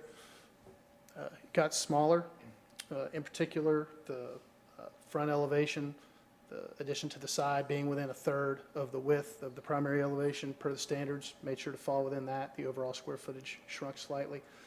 And then one thing to really underscore and maybe even zoom into those images up top if you can is you've really got a lack of visibility back to where this will be. There's a full height brick wall there and then an opaque, that black opaque gate. So that, excuse me, brick wall is about 6 feet tall. The gate, you can see the height of that. And then the site itself falls probably 2 feet, give or take, from where the brick wall is back towards where we're proposing this building. So with all that said, from the road, you've got very minimal visibility. I actually had tried to put a piece of paper to show the top of the gable and take a picture of that, and you can't see the paper because of all the trees. So my exercise showed the site, but you can't really see exactly where that height would be. And then the next, so as we looked at the smokehouses, really started doing some research on that typology. Obviously very simple, but you find some really nice, simple, but understated brick ornamentation was relatively characteristic of that. So we took that as inspiration with some of the venting we're going to propose and just some slight understated corbelling with the brick. So again, really liked that direction and liked that as a design inspiration. So wanted to show some images here to reflect that. And then the next page will show what we're proposing. Again, simple smokehouse structure, firebox on the front, the brick venting on the front there as well. Obviously that'll be kind of faux, it'll be finished space inside. Some little slit, very, very small slight slit windows along the side, just again, some very understated detailing. And then the small covered porch area to the back facing the rear of the property. From a size standpoint and relationship to the existing home, keeping the top of that chimney about at where that eave height is, not wanting to overtake the house itself. The height we're showing, the eave height, because the grade falls off, it'll read as lower, from the street, it'll read much lower than what you'll experience on the back. And then pretty minimal visibility from Margin kind of over the garage addition. And then I think the next page has some little quick 3D perspectives. Yep. Yeah, so these again show the addition peeking up over the brick wall, and then from the side, if you're standing on South Margin, pretty minimal visibility there.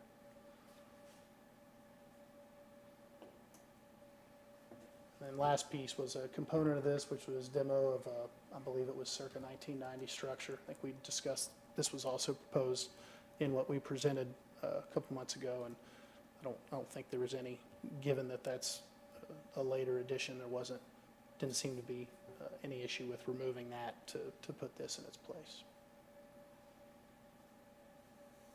Okay. Let's hear from Emily, please.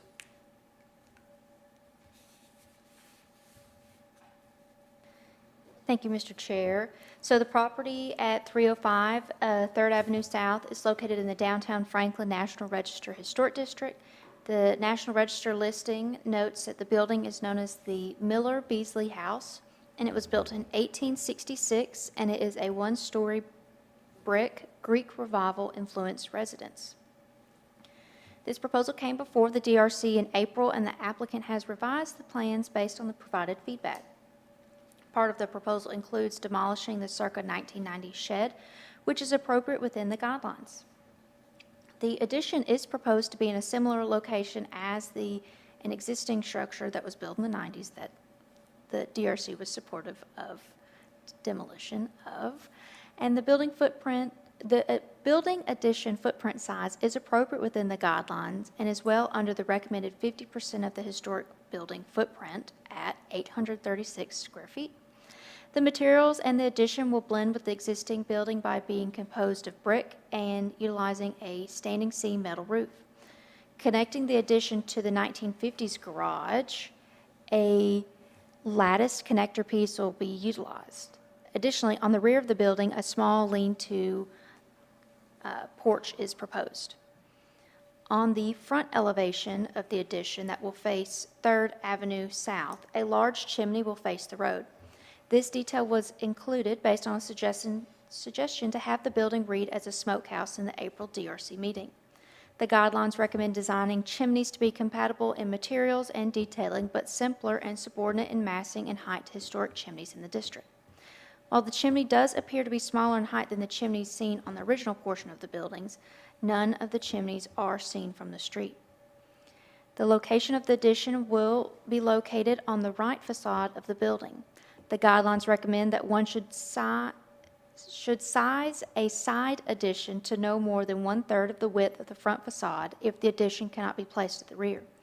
The existing building measures a little over 58 feet, and the addition measures a little over 19 feet, which meets the guidelines. On the right side elevation, which is the east elevation, there are small slits labeled as vents that are proposed. These vents are not seen on the precedent imagery and do not align with the guidelines, which recommends designing new windows to be compatible with the size, detailing, placement, rhythm, and relationship of solids to voids of those on the historic building. We'd like the input from the DRC on the brick detailing of the addition and the size of the vents on the side of the addition. Thank you.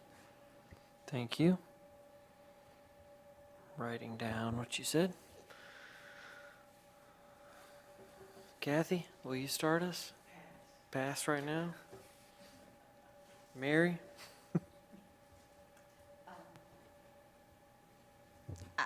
I think the size is appropriate. I think the style is appropriate.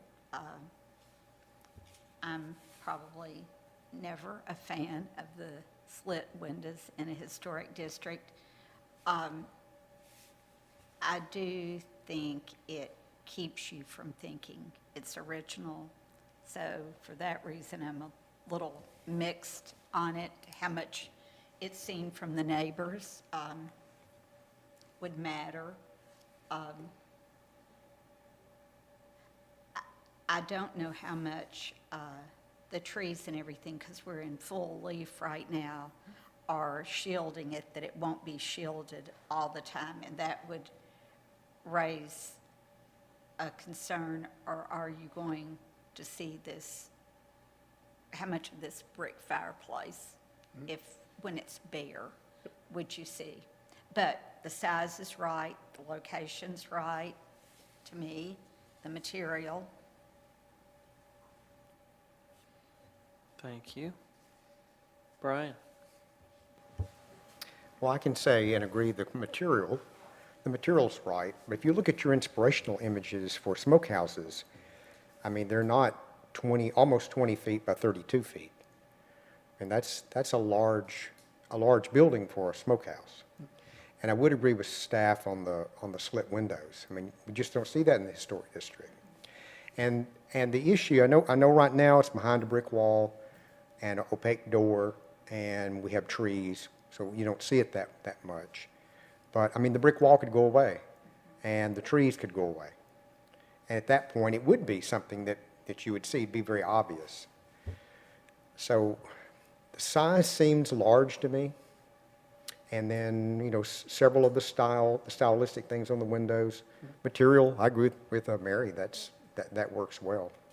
And this lot, I mean, it's hard for me to believe there's any room left, hardly, to even put another structure.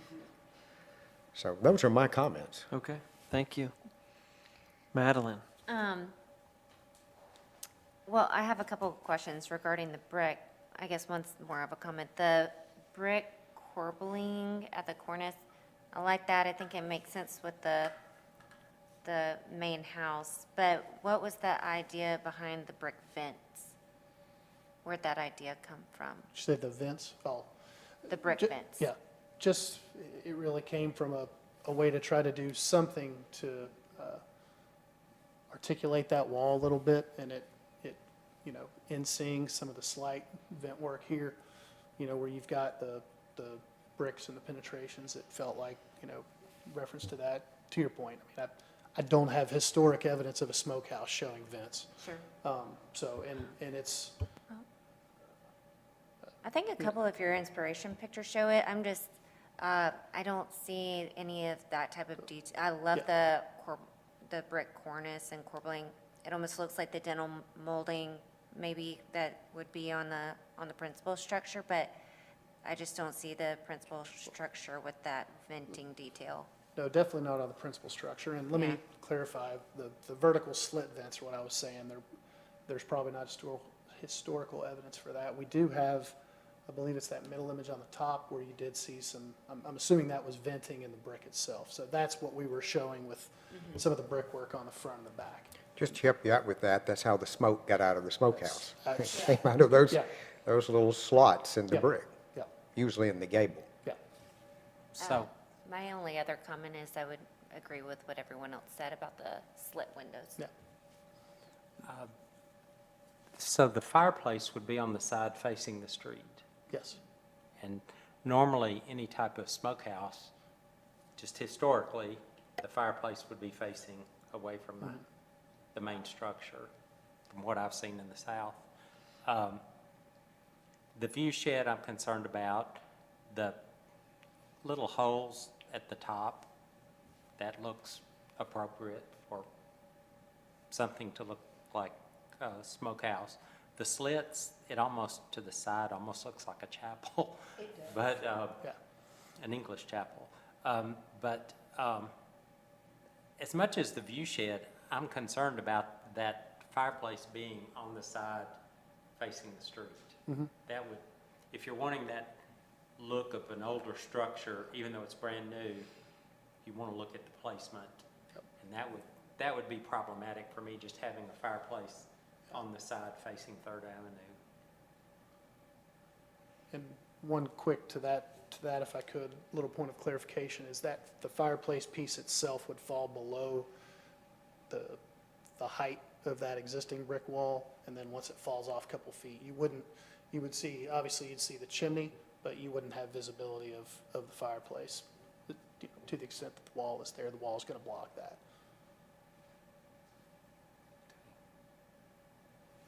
And that's an interior fireplace, not an exterior fireplace. An exterior fireplace. It's an exterior Yeah. fireplace for a patio. Yes, sir. So for clarification, exterior fireplace, the little pigeonhole brick vents are actual vents. The vertical vents are not windows, those are vents as well. No, those would be narrow windows. Those are windows, okay, thank you for that clarification too. I think as far as the brick detailing, if you could come back with some ideas of how you're running the bonds and the patterns and whatever soldering, whatever detailing you're doing on the brick, to give us an idea of how that all ties in with your other brick corbelling and the cornices and the roof lines and all that. The rear elevation on the north, the sketch where it shows the column, what are those? Are those with the metal Just- roof? Yeah, metal roof and wood columns. Wood columns, okay. And I guess it's a small building, but it's kind of dressed up a little grand. I think looking at your inspiration pictures, those tend to give it much more of a simpler look, and the attention to detail is more on the brick patterns, the bonds, how it's all laid out that way. So if you could show a little more of that. I love the renderings, but they give us a good image of what's in your head about it for materiality. And then the picture of the brick on the right there, the gray brick, the new smokehouse brick color will match existing wall, existing fence wall? Yeah, that's the existing wall that's there now. It's a little bit darker brick. Okay, So we, again, to okay. probably Thank you for minimize giving the- us that reference. That's great. That's a good nod, because I'm looking at your inspiration pictures and thinking it's a very different brick, so Right.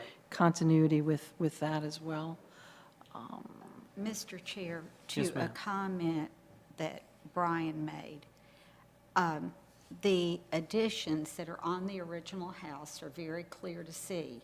They were approved by historic zoning, so staff probably needs to calculate how much of the historic house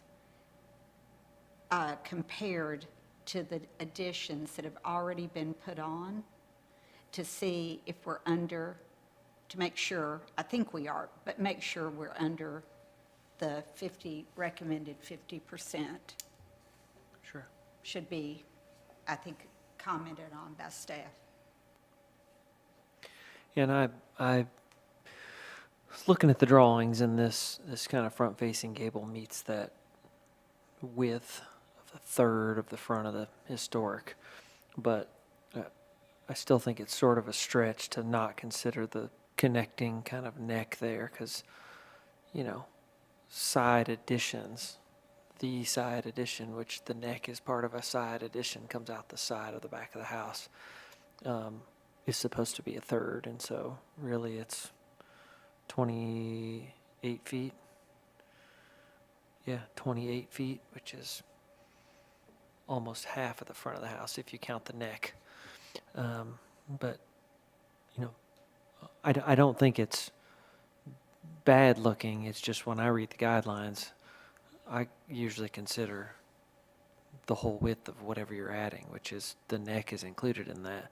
And it precludes people that have maybe a small house on a really wide lot from going, well, I'll have a 60-foot long neck, and then I'll just turn a gable to the front and have a 15-foot wide thing. It's like, well, you came out 60 feet. So, Yeah. And so you're playing with numbers there a little bit. Not sure how I feel about that, but that's the way I interpret the guidelines, because I think that's the intent of the guidelines, is that it doesn't get exaggerated like my example.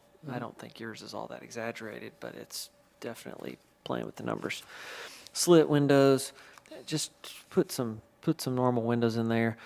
When it comes to the detailing, some of these inspiration images you have, they either have this kind of brick corbelling at the top, or they have this dovecot thing, or they have nothing. But they don't have all three, if that makes sense. So just simplifying it, I think one of the most charming ones of these is the bottom left-hand corner is like, it looks like a smokehouse or like a little utility building. Smokehouses were utility buildings. The biggest building you have up here is the upper left-hand corner. That's slave quarters from Boone Plantation in Charleston. So it held several families. at that time, and so it is a bigger scale, but I don't think it's not good precedent in terms of form and stuff, but Bob made a good point about the chimney face in front. It's a little odd, especially when you start adding all the dovecot around it. It's like, man, there's just a lot of stuff happening in that gable. I think you could just simplify the whole thing, make it a very simple, straightforward, let the brick do all the talking. The house is brick, but I think it has a painted cornice. Is that true? And a smokehouse wouldn't have had a wood painted cornice. There's probably some of them on Earth, but you know, they generally like to use fireproof materials. So just simplifying it. If the story is, hey, we're going for a smokehouse look, just keep it super, super simple. I don't mind the dovecots, but that's a lot of them. And that coupled with all this brick corbelling and a chimney that's going to have its own detailing, it's just a lot of details that I don't think are necessary, especially in comparison to a house that has some ornamentation, but it's a lighter touch. So all that, like I said, is wood. When you do it out of brick, it all of a sudden becomes a little more massive, feels a little more detailed somewhat. So try to simplify it. And then size-wise, like I said, I'm not thrilled about the width because of that. I count that neck as part of the addition, side addition. It is. I don't know how everybody else feels, but that's where I'm at. Is the porch you're referencing? It's a connector between the existing building and this proposed. It's Yeah. L-shaped. Yeah. They didn't count the L in the width. And I mean, it's like a porch that runs all along the back, too. Right, and there's an enclosed portion of that too, conditioned section, and then the porch. No. So, it wasn't counted in the overall width of the side addition, and the way our guidelines read it, should be. Agree. But from the vantage of the front, the fact that it sits Way back back. that far minimizes That's right. the impact. If this were up closer, it would be devastating.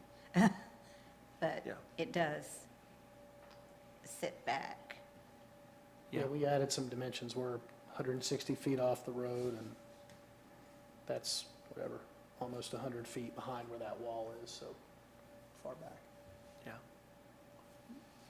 So am I reading correctly that this smokehouse-inspired building has a brick connector into, no, okay. Yeah, I think we've got it on the Okay, elevation. I'm It's just- like lattice or something. Something, okay. Yeah, we did that. We had an image from the house. There was an addition to the Yeah, house. that's at the right. Meeting That- of Waters okay. house. That's So we right. took that as inspiration Yeah, for just that's how to right. make that connector feel very light. I remember reading that now, that's Yeah, fine. yeah. But that will be a conditioned space. It's not just like a breezeway. It's a conditioned space. It is conceived right now as a breezeway. That's what they're treating it as currently, as a breezeway. So you'd leave the main house, like you go outside in the breezeway, and you go into the connector. Yes, sir. Okay. This is like a theater edition, so it's not, you're not going in there every single day. It's not a living room. You're always going back and forth in. So some of what I've heard is you're okay with the size, bring the size down, and I've heard that the chimney should not face the road if the chimney's connected to it. So, I mean, those are some of the things that I've heard. Yeah. And The the board. windows, the split windows. And the split windows. And simplifying, I think to Tyler's point, I think I'm probably saying we get rid of the brick corbelling and keep the venting piece, simplify that, and just let the eave and the detailing around that be very simple. And I think some of the details on some of these precedent images, like there's some limestone lintels that could be simple or just soldier coursing above some. Look at those, use the brick instead of getting too Another ornamented. material. Yeah.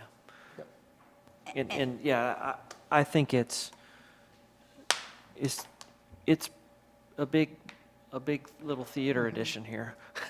I'd love to hear staff's analysis, and you might have to help them with some calcs there, in terms of square footage of the existing and, The additions Yeah. So- that are modern day already. So, yes, and to your point, Mary, we actually, the red is our understanding of the non-historic additions. Right. The rest of these all happened within the last 50 years, so that's Yeah, the blue that's is the right. historic, and we ran the calcs, and That's right. we're well below the 50%. I personally am concerned that on a gateway into Franklin, putting that brick chimney on the front,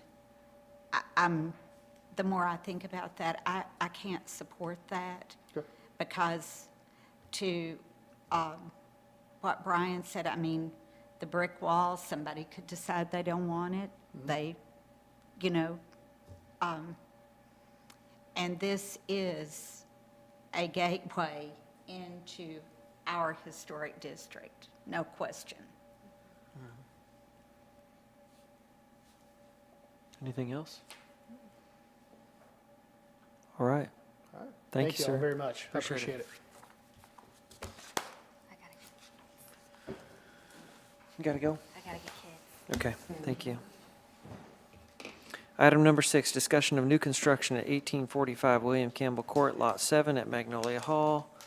And come on up. Try to get there. I know. We're everywhere.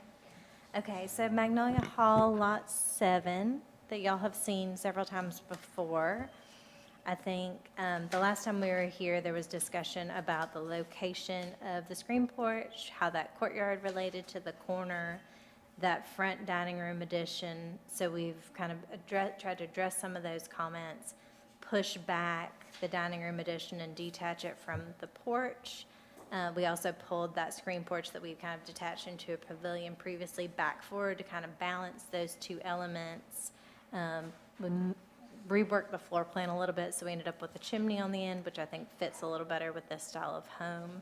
But just looking for some feedback, we're hopeful that these changes have kind of addressed some of the concerns that were presented previously. Okay. Emily? Thank you, Mr. Chair. Let's see. So the property at 1845 William Campbell Court, or Lot 7, is located in the Boyd Mill Avenue Historic District. The building is located within the Magnolia Hall subdivision, and it is vested under the 2016 design guidelines. The building appears to have a colonial revival architectural inspired features within the new design. This proposal came before the DRC in April, and the applicant has revised the plans based on the provided feedback. The guidelines recommend designing new construction to be compatible with the massing, height, proportions, scale, and architectural features of adjacent buildings. New construction should complement rather than detract from the character of the historic district. The height of Magnolia Hall is 34 feet 9 inches, and the proposed building is 31 feet 10 inches with an added grade of 2 feet. With the added grade, the proposed building and the historic building will have an 11-inch height difference. This building will be situated right next to Magnolia Hall.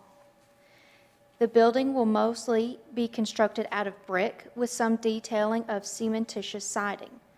Metal roof and asphalt shingles will be utilized as roofing materials. On the left elevation of the building, a screened-in porch is proposed.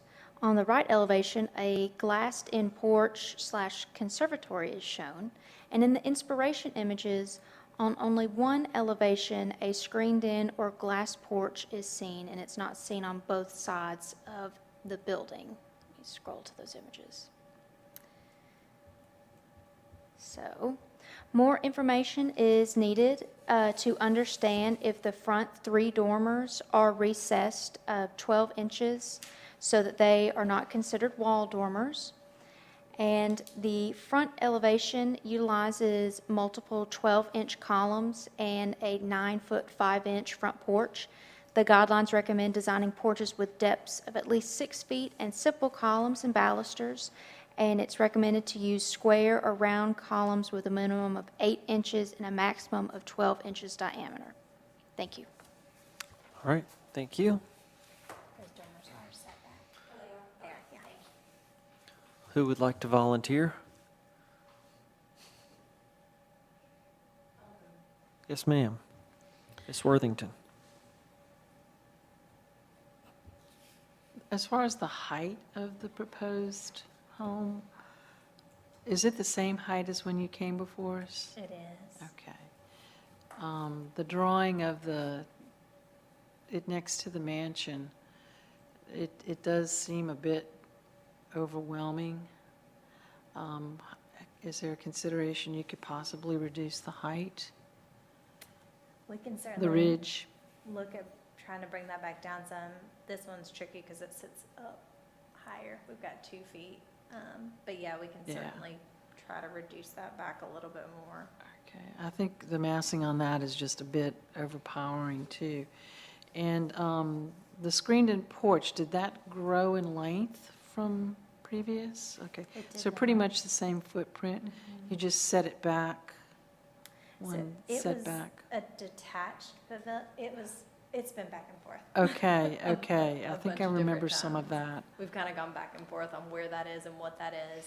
Okay, We did really reduce the pitch of the roof on both that porch and the space, the glass and space on the right side of the elevation to kind of Mhm. help those sit down a little bit more. I think you're successful in doing that, but it looks like the upper half where the dormers are still too large for that proportion. Okay. So sort of shrink that, proportion down to that, and it seems to add a less heaviness on the top. I think if you would do that, and certainly detract its overall, it's just too large compared to the mansion when you line it up like that. That's my comment right now. Thank you, Kathy. And you're referring to the dormers? Yeah, since you brought those up, I'd like to just take off on that too. So you have 6/6 on all of your windows downstairs, and it looks like a lot around the building too. There are 6/6. And then in your dormers, you have those 4/4. And on late Victorians here, especially for our area, you will see some 4/4, but they're, for a style of this house, you generally would not see that 4/4. And I tell you, one of the other things that happens, you get these vertical rectangular panes of glass in the 6/6, which brings my eye up. So I'm actually looking up the house to the dormer. And then I get to the dormer and I see this vertical pane that's really more vertical horizontal than it is. I mean, it's more horizontal to rectangular than it is vertical rectangular. And my eye just stops. So I think that if you can do something that has the panes, they might even do 3/3. You might be able to do that. I'm not sure on your size, but that would continue that verticality. And I notice in your inspirational images, going back to what Kathy said, that you can see one of the dormers, let's see, the 3 dormers of the Atlanta Homes inspirational image. You look at the size of those dormers are much smaller, than what we're seeing in this. And those actually have 3/3. I don't know the size of those window units, but they're probably not much different than what you're proposing. Because it's a pretty large house. And this is a very large house. It's kind of deceiving when you just look at it. And the other thing I would just want to bring up is that if you do go with a round column rather than the square, I don't know if you usually just do a straight taper, or you look at that emphasis where they come up, I think, about 1/3 and then start to taper. But that would probably look the best on a house of this style. Okay. Take a look at that. I don't know that we've gotten quite that far into the detailing. Thank you. Thank you. Mary, do you have any comments?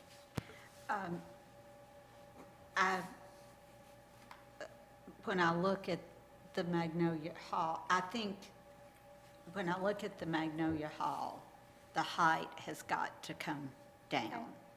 because this house, if you look at the other houses going down the street, it's a very beefy-looking house compared to even,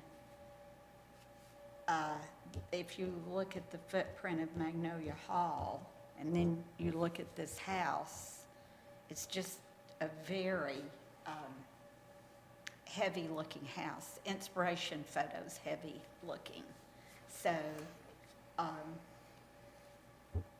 anything that can be done to make it, I mean, we talked from the beginning of this project about Magnolia Hall being the queen of these houses and trying to keep that. And when you look, you're beginning to wonder if that's true or not. And this one is just so close to the house. So I appreciate that you've worked on the sides, and I think everybody's comments have been good. And mine, I would say, to me, the massing and scale is the concern, especially the height. And maybe the width of the porch, because currently it's 9.5, 9.3, I can't tell. Maybe it being a little narrower, you know, The maybe a depth couple of of it. feet, the depth of it. Because it just seems, that's a wide porch. Yeah, we're at 11 or 12 feet deep on most of these houses for the porch. That was part of it. But we can certainly look at that and see if that helps. Because it's a really good-looking house. And I like the, each end of it with its, one's a porch and I think one's a study.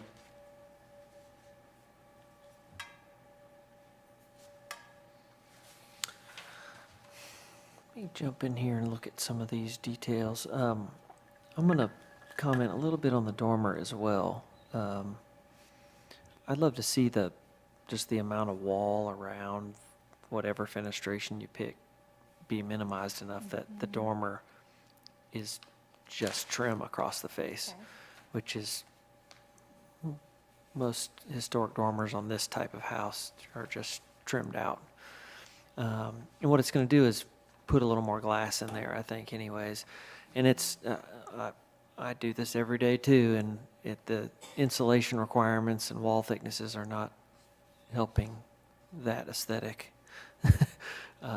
So look at that. If it can fill that dormer a little more, it might help you get to a proportion that's better and do a 6/6. But it's also just gonna not make them feel so heavy. A lot of kind of track houses, they're using a cheap window in a dormer they need for space, and it comes off as just a bunch of wall around it. I don't think you're there, but I think it'll make it look richer if the fenestration is featured more than just the siding and things. So try and fill those up. Part of what I'm seeing here is, and I'm looking at the drawings, I've kind of got some indication of ceiling heights and things like that. I see your first floor ceiling height is 10 feet. It looks like your porch rack, the bottom of the porch rack is close to that.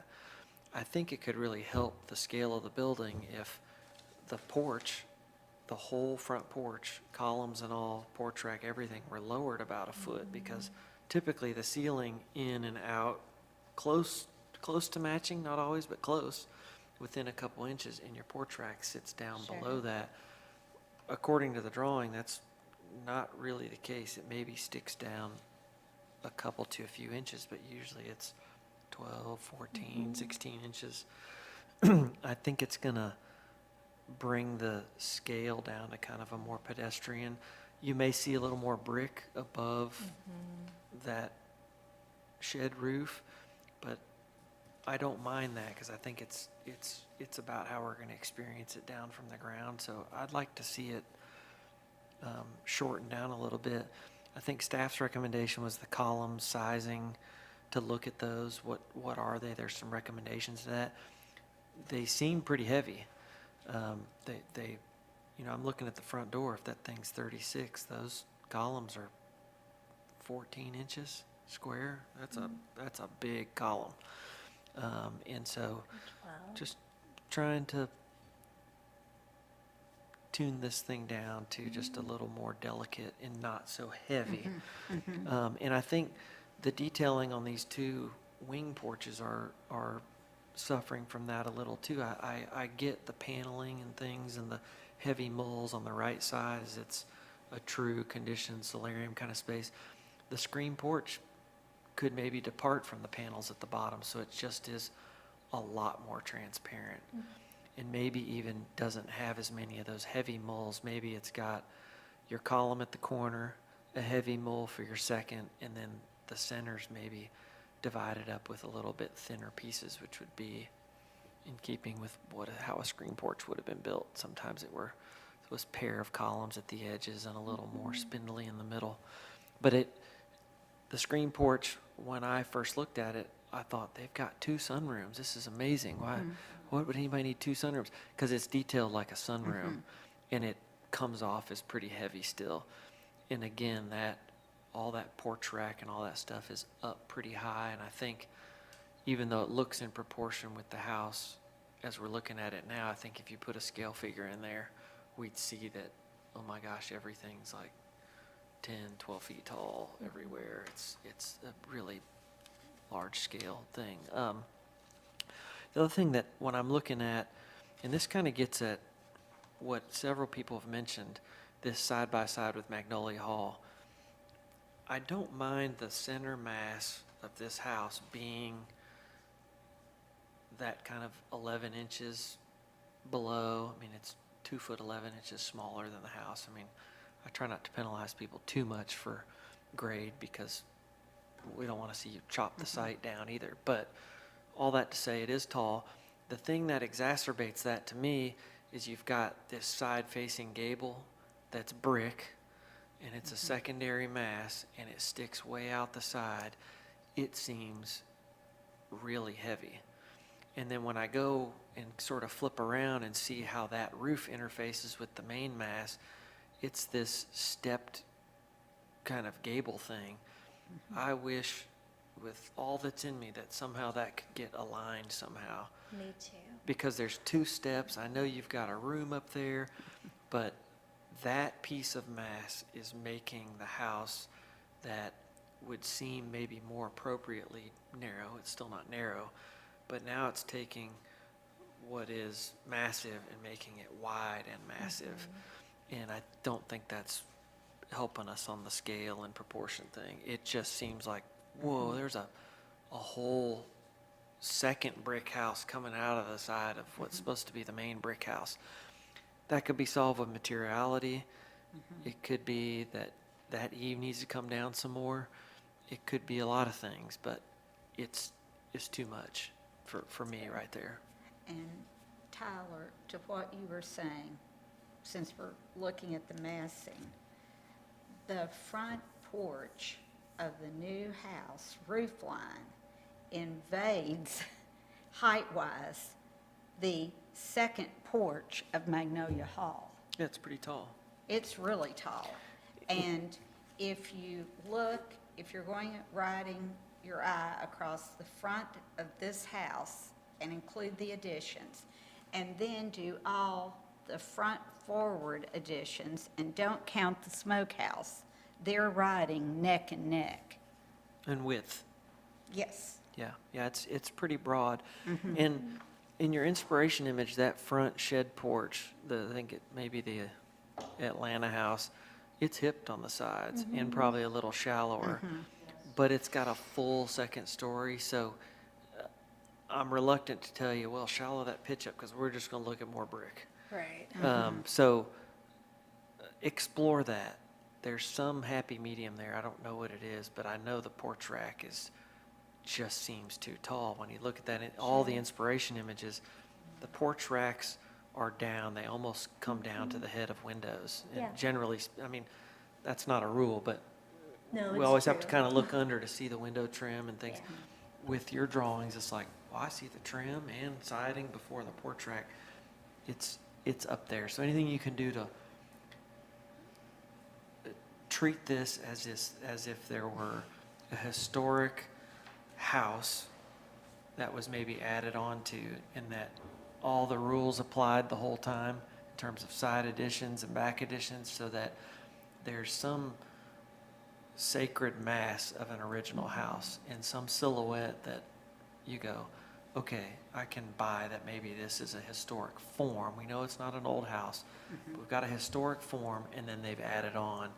But right now, that silhouette is pretty interrupted, especially by that right side brick mass. It's heavy. And then there's a zigzag step in the roof. It's got a lot going on there. The house on West Main Street, as you turn to go in Edgelawn, was a house that came before historic zoning that we struggled with that. I think it's real successful Okay. in painting that picture of what you're saying. Yeah. Of, Well, I've heard I know you go by it all the time. And in it. I've heard comments about height, so we've got a 30-foot height.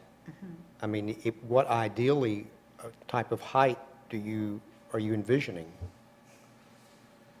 I think it's all proportional, depending on how, if you start lowering that porch rack, what happens. When you go up one more of the inspiration images, the very top left, that to me is like the best clue for how the proportions feel really good about it. And even the dormer, they're not so pointy. I think that you painted a really good picture about, give us this little historical reduced image. Unfortunately, this house is it's like the crest of the street line. That's right. So you've got that not helping you any, but, so even more attention to it. So that mass, you see a traditional house where the second mass that you're adding to it is almost just as significant. Sure. And so I think that was really a good observation about that, because when you look at that together next to the magnolia, If- it's tough, but. If I had to just give a shot in the dark, since it does crest, and at some point your eye sees the massing, in reality to that, and it's not completely unforgiving. But I would say, if you've got 11 inches, get another foot off of it, get in that Right around the 2-foot 2 foot range. range. Okay. I think it helps. I mean, I'm trying to think about this experientially, which there's kind of two experiences. You can take old 96 out, right? And you can sort of see it. If you look, and I'm not sure you'll see this house because of where it is, but as you pull in this new road, which is the historic driveway, I don't know that you'll see this house until you get 3 or 4 houses in. you won't. Because the other houses are quite generous as well. But if Um, you're walking any of the trails, or Right. if you're experiencing it from Magnolia Hall, it's in your face. Yeah, It just yeah. is. In my opinion. And some of the other houses have some frontal elements that break the roof into a small piece. It's like a third of the front is protruding. This house doesn't necessarily have that luxury, so we're confronted with kind of the full width of the house from the first glance. So we just have to be thoughtful about, like I said, that silhouette is what you're going to get from the get-go. But it is in a premier location. So maybe it being a tad smaller, it's still going to be a sought after.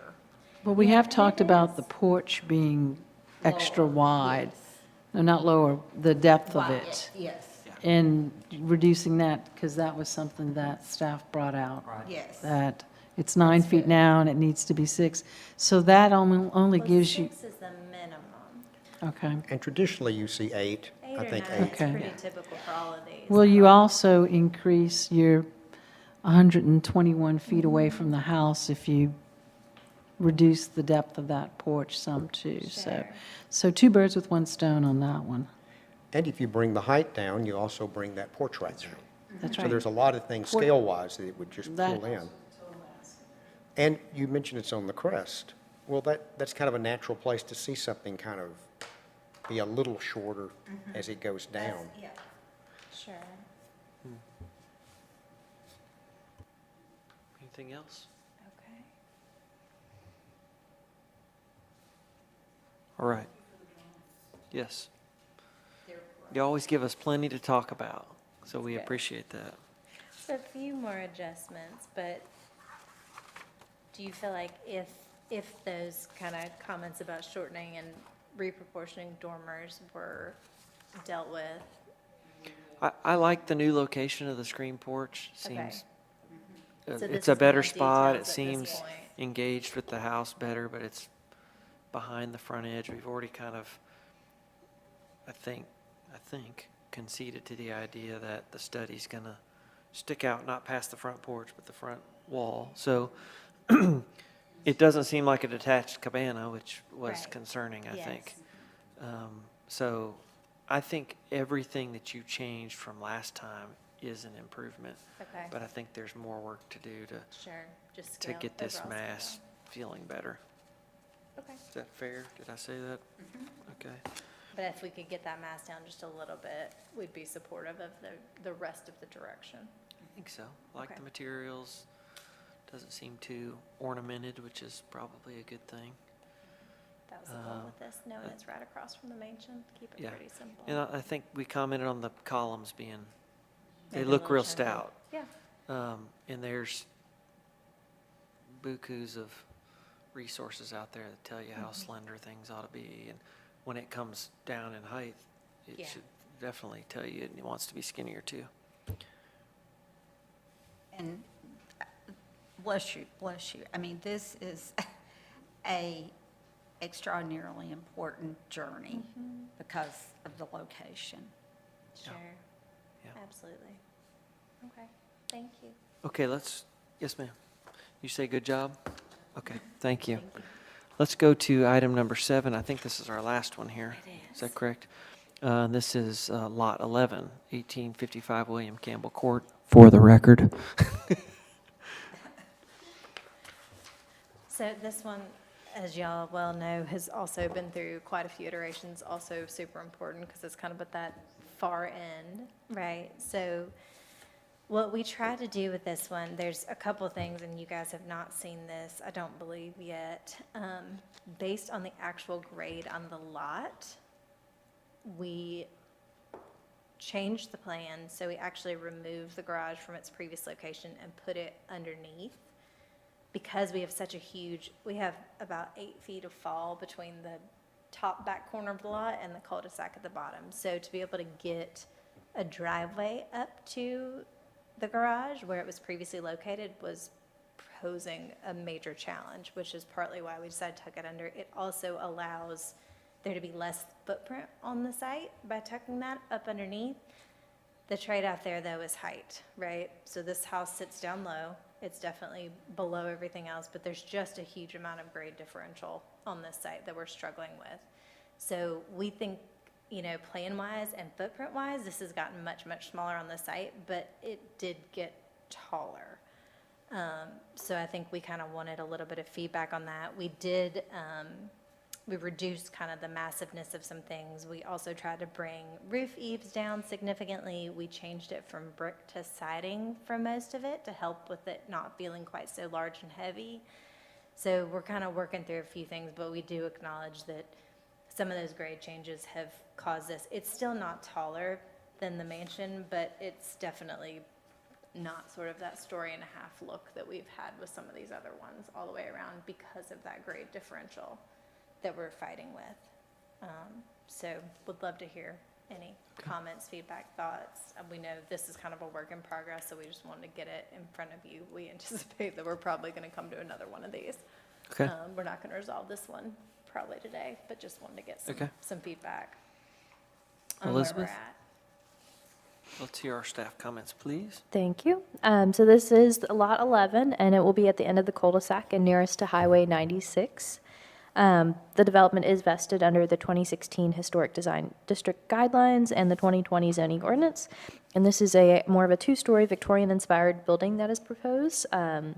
And it's important to note that the high degree of visibility that will be had from the front and right elevation of this building. So Lot 11 is proposed to be 35 feet, 8 inches from grade to ridge, and Magnolia Hall is listed as being 34 feet, 9 inches from grade.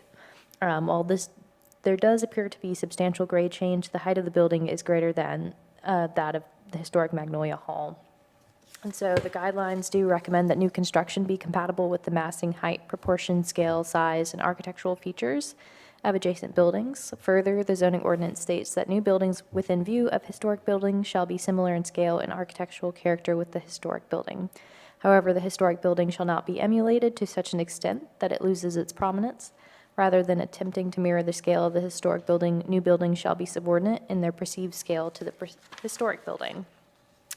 So the house doesn't propose a lot of ornate detailing in these renderings and does not compete with Magnolia Hall in this manner. However, the massing of the right elevation, which will be highly visible and comparable to that of Magnolia Hall and the view shed from 96 and Glass Lane, is competitive.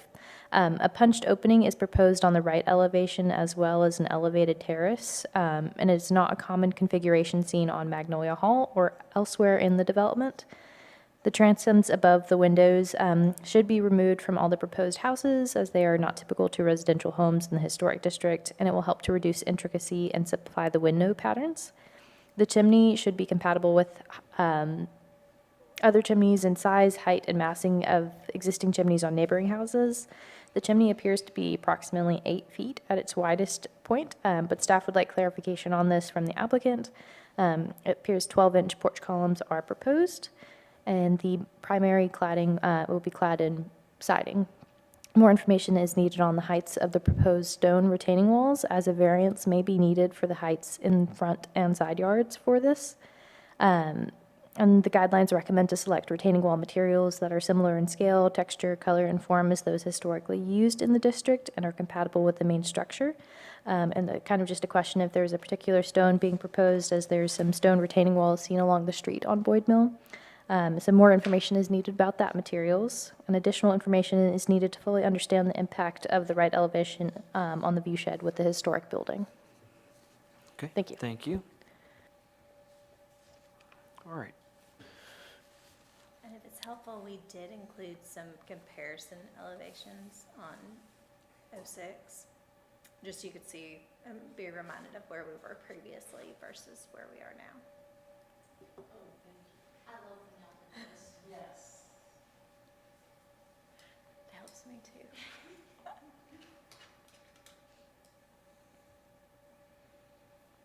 Okay. Give everybody a moment to absorb. Yeah, I know, it's a lot. Kathy? I'll just start off by saying this. It's like I want to take the floor plan and squish it in. Yep. The front elevation just seems too wide and overmassed. And, you know, I look at the left side of the floor plan and, you know, I think you can shrink some or push some spaces in and eat up maybe some of the pool deck. Just reduce that width as an overall just feeling about this. When I look at it in comparison, just down, look at the site plan of it. The house next to it on Lot 10 looks wider than its footprint. Yeah, we've reduced this one significantly, actually. We pulled it in a lot to help with grading. When I look at it on the cityscape up there, it looks wider in front elevation, which was what was like, oh, no, you know, and you will see those two side by side. And then as you make the loop back around, you see the long, you see the back side of it against, you know, the mansion side too. So I know we've had a lot of, when I ride out to the site, I noticed like how deep these houses go back. And it was like, wow. The drawing, you know, in real world, it felt a lot different than the drawing to me. And I'm afraid we're really going to see this elevation too. So that's going to definitely overpower the mansion. Okay, thank you, Kathy. Bob? I think if you look at your drawing of this house, size-wise, proportionally, they're not too far off from your inspirational pictures. Yeah. I mean, it's a big house. I like that back elevation above the garage is set back. I think that really helps. I think all this brick veneer kind of adds to the massing too, and I know I'm sure you have to do that just because of the grade. Yeah, we could certainly probably double terrace that if we need to. We weren't sure if that was what height we could do for retaining. And there would be plenty of landscaping there, but I know we're not really allowed to show that. Right.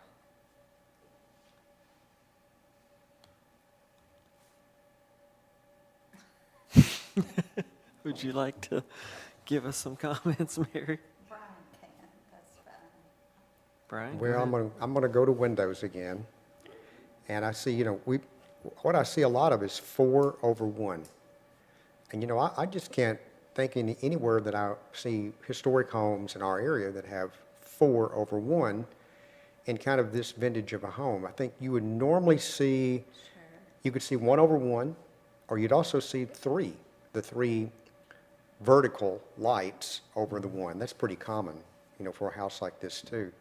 But having just the 4/4, it almost when I look at it, because I know this is a architectural rendering, I see all these pluses, just a plus at the top. The transoms above the door, I mean, does that go all the way to the porch ceiling? Yeah, pretty close to the front door. That just seems a little out of keeping historically. I mean, you could bring that down and, do more of some kind of a nice cornice kind of work above the door and not have all of that mass of glass above it. I mean, it just seems that's out of character of what you see in the historic district. And then I look at all of this, this stone retaining wall, bringing that up, I can kind of see what you're talking about if you look at the roof lines of everything else that's out there. It just kind of drop off, and I can see what you're trying to do, but that's a pretty heavy look. So there's just some, and I don't know I can't really put my finger on it, but on the way that bay, that two-story bay looks, I don't know if it's the roof height is too low on how it goes up on the main roof. I don't know, there's just something about it that just doesn't, that looks out of proportion to me. And I can't, maybe somebody else can better articulate that. But thank you, those are my comments. Okay. Now your turn, Mary.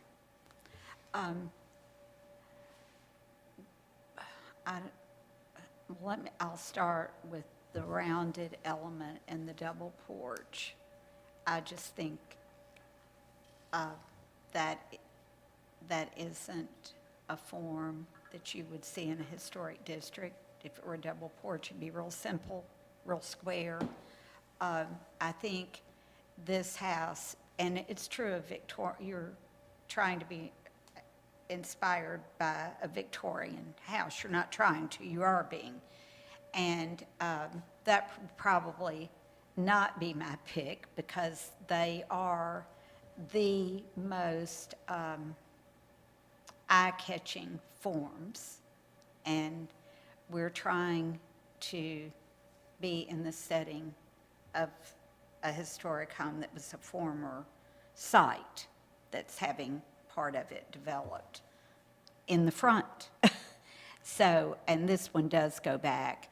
And given that you're going to have to do retaining walls, I think it needs quieted down, would be my comment.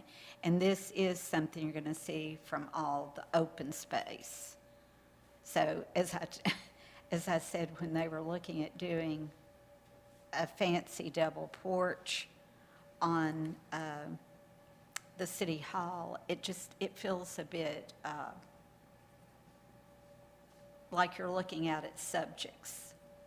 And I don't think that's what you're going for at all. So those would be my comments to I see why you would want it, but I would make it have a more classic form. Okay. Thank you, Mary. Yep, I'm looking at back and forth inspiration images, different things I'm seeing here.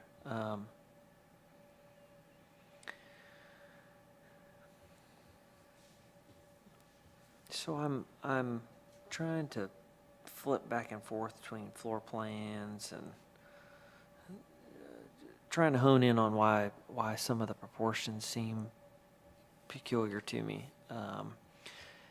And one of them, I know one of your inspiration images, that kind of octagonal bay on the front, does come to the corner, but it's not the very edge of the house. It's kind of got a porch that goes out beyond it, and so the bottom image is similar in that regard. And that one's got a little more pitch on the roof and then has a dormer, but is also a little bit lower to the ground, right? And so I think you had a version thereof before you put the basement in. And then there's this other gable that's front facing that, generally speaking, most of these houses were trying to get some vertical proportion of some sort. That particular mass, which is this living room, the right side gable, is not a super steep slope roof, and it's fairly broad. So it is kind of making the whole building, because your bay is not super vertically oriented, it seems wide. So each floor, it's wider than it is tall per floor. Got the same, so the whole house looks wide and squat, even though it's wide and it's tall. It's pretty tall already. So it's got some proportional things. Yeah, I think part of that was we had reduced the pitches to keep the overall height down when Right. we had to put the garage underneath. So I think we're fighting that just a Yeah. little bit, but I hear you. I don't disagree. And I'm not sure, when you said, oh, we put the garage underneath, I thought, oh, great. All that mass that lives up in the air. Most people's garage is probably the biggest room in your house. I mean, any other room that we have can't fit 2 cars, right? It's usually a big mass. So I thought, oh, great, that's going to go away. But it looks like where that was just infilled with more house. And I'm like, oh, well, whoever gets this is going to have a lot of conditioned square footage, because instead of a garage going down a level, it did go down a level, and then what was garage just got infilled with space. No, that was coming out much, much closer to the road previously. Yeah, I get it. I mean, Yeah. I'm looking at the drawings, and in terms of height and things, if that whole back mass was not there because it used to be garage, I've been, oh wow, that made a big difference. It doesn't reach so far back on the lot. This kind of stone plinth scares me a little bit, because this particular part of the road is already on its own little stone plinth. So from 96, we're going to have the stone plinth that's holding the road up. And from their vantage point, it's going to come up, level off to a cul-de-sac, come up again, and then run into this second layer behind, which goes up to the porch. So it's 3 layers of stone wall. And that's a lot of weight. And we're really relying on a lot of landscaping then, and we just aren't, I'd rather know that without landscaping, this massing and scale's right. Then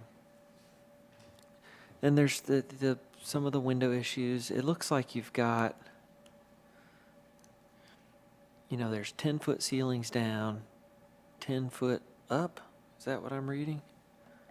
9 up. 9 up. It says 11, 8 to 20-foot 8. So Yeah, that's 10 foot okay. down and 9, up, yeah. which is So we typical got for all 9, these. 10 below. It's just, again, it's like the last one we talked about. It does have some elements that jut out in the front, but they're not like whole rooms or whole masses.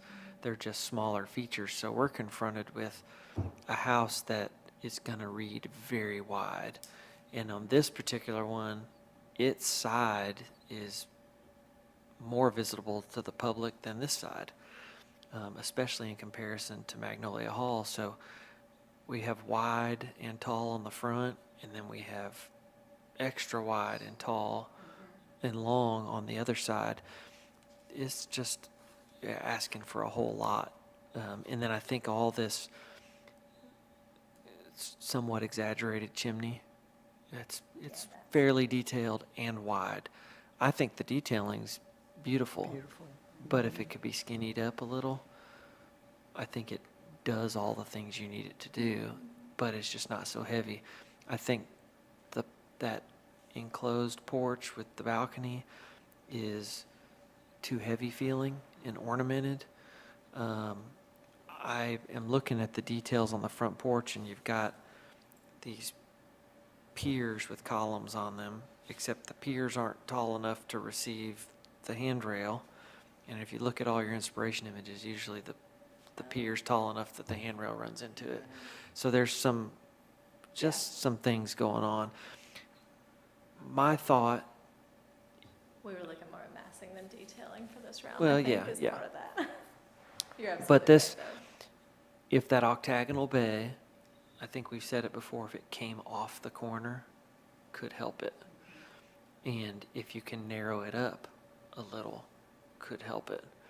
The bay on the left side. Bay on the left side. And then if the right side could be narrowed up some, I think the distance between the octagonal bay and the front-facing gable feels actually close. The door's not quite centered, but it's getting close. But if that whole right side came in, and you're like, well, that's the last thing we want to hear. This thing's extra wide and heavy looking. So it's, I was looking back at the previous edition, and, you know, at least the front of it, it just didn't seem as massive. And that one big front-facing gable. But all the big addition of the garage that stuck out was way back there. Maybe there's a happy place in between. But this seems bigger in all ways. Mr. Chair, what is the square footage on this house compared to Magnolia Hall for massing Do you- purposes? How big is Magnolia Hall? Do we know? That's a good, I do at the office, but I don't know off the top of my head. That might be good to know. Yeah, I mean, all of these are larger, square footage wise. Yes. Right, and 'Cause this they're one, I mean, deeper. this is not even as long as like 2 Right. lengthwise. It's actually not nearly as deep as 2 is that's visible on that other end. But it's going to be exaggerated because of all the retaining wall. Sure. Yes. When I look at your inspiration images too, I can tell that those are Victorian. When I look at what you've drawn, and if you ask me, what style is this home? I wouldn't necessarily say Victorian. And Brian, you brought out about how the stacked bays, they're interrupted with the shed roof over the front porch. And if you look at your inspiration image on the right there, right top, those bays tower up, and that's a Victorian, that skinny tall tower feature. So I think some of those elements, you know, you need to decide, am I going Victorian? And play on the elements that really truly are Victorian. The gable seems too big, and that's not reading Victorian to me as well. And then when I return on the sides, if you ask me if this is a Victorian home, no. It's not reading, the gables aren't reading as they should, so maybe not as bad, but it's more of a massing thing when I get to the side. Yeah, the side still looks like the old Tudor. Yeah. It's like, oh, there's that Tudor chimney and I would porch. say the former style is quieter. I'm not quite understanding if we're trying to make Magnolia Hall the star, why we would pick the most eye-catching style and do it out of wood and Right at the corner. be on the corner where there's some retaining walls going to happen. I just think your eye will run to that. Yeah. That's my thought. No, that's fair, and that's helpful feedback. I think the thought was that maybe it felt too heavy in all brick, but I guess what I'm hearing from y'all is that the brick was with singular material, so the detailing didn't have to be as fussy, so that maybe helped quiet it down some. Is that kind of what I'm hearing? Yeah, and I, in terms of just this kind of overall, how big it is, and height, and width, and depth, the back now, because it's a drive-out basement, it's 3 stories tall. I know. And I would love to see you all design this house in a way that it adheres to the site a little more, and we don't have to rely on these walls so much. So, even if there's internal stairs and the garage is at some mid-level that plays with, and you just get 1 story above the garage instead of 2 extra. I think it would be more appropriate for specifically on this one, which is more sensitive because it's just more visible on more sides, if it hugged onto that site a little more and you had just had to navigate the interior with, smaller sets of steps. And I'm not thinking Brady Bunch split level, but there's some very elegant ways to have a procession up into a house that breaks up into different levels that would fit the site more and not require you to elevate the front of the house 6 feet in the air because you're trying to fit garage under the back. I think that's a disservice to the site, honestly. Disagree. I think that is brilliant, what you said. Yep. We And- discussed that with the client. It was just their preference to have it be on one level for the buyer type That that makes sense. they're aiming towards, which I understand, but I also, from an architectural perspective, don't disagree, and that was something we had considered. They sell elevators. They do, and it has an elevator. And what are people's feeling about the material, if it were fit with the style, being siding versus brick? It just goes back to what I think Kathy was saying. What style is it going to be? Decide that, and then execute it on all sides so that it's cohesive stylistically speaking, and then let the style tell you, well, what ought it be? If it's a Tudor, it's probably a little more brick. And if it's a Victorian, then it's maybe not. But I think it's stuck between, and you said this is a work in progress, so I'm not Right, faulting right. you for having Right. leftovers from the last design. It's Right. like, well, of course, that's where you're at. That's some of my favorite parts, it's the leftover from the last design. One So- other consideration I'd like you to look at too is I'm looking at the elevation that shows the front elevation of the home, the retaining walls in relationship to the front entrance. It's offset to the left where you break in through the retaining wall. I need entrance into the home to include the retaining wall. It looks disjointed. It almost looks like row house. Yeah, like if you zoom in on the left top corner there, get the brick wall. Yeah.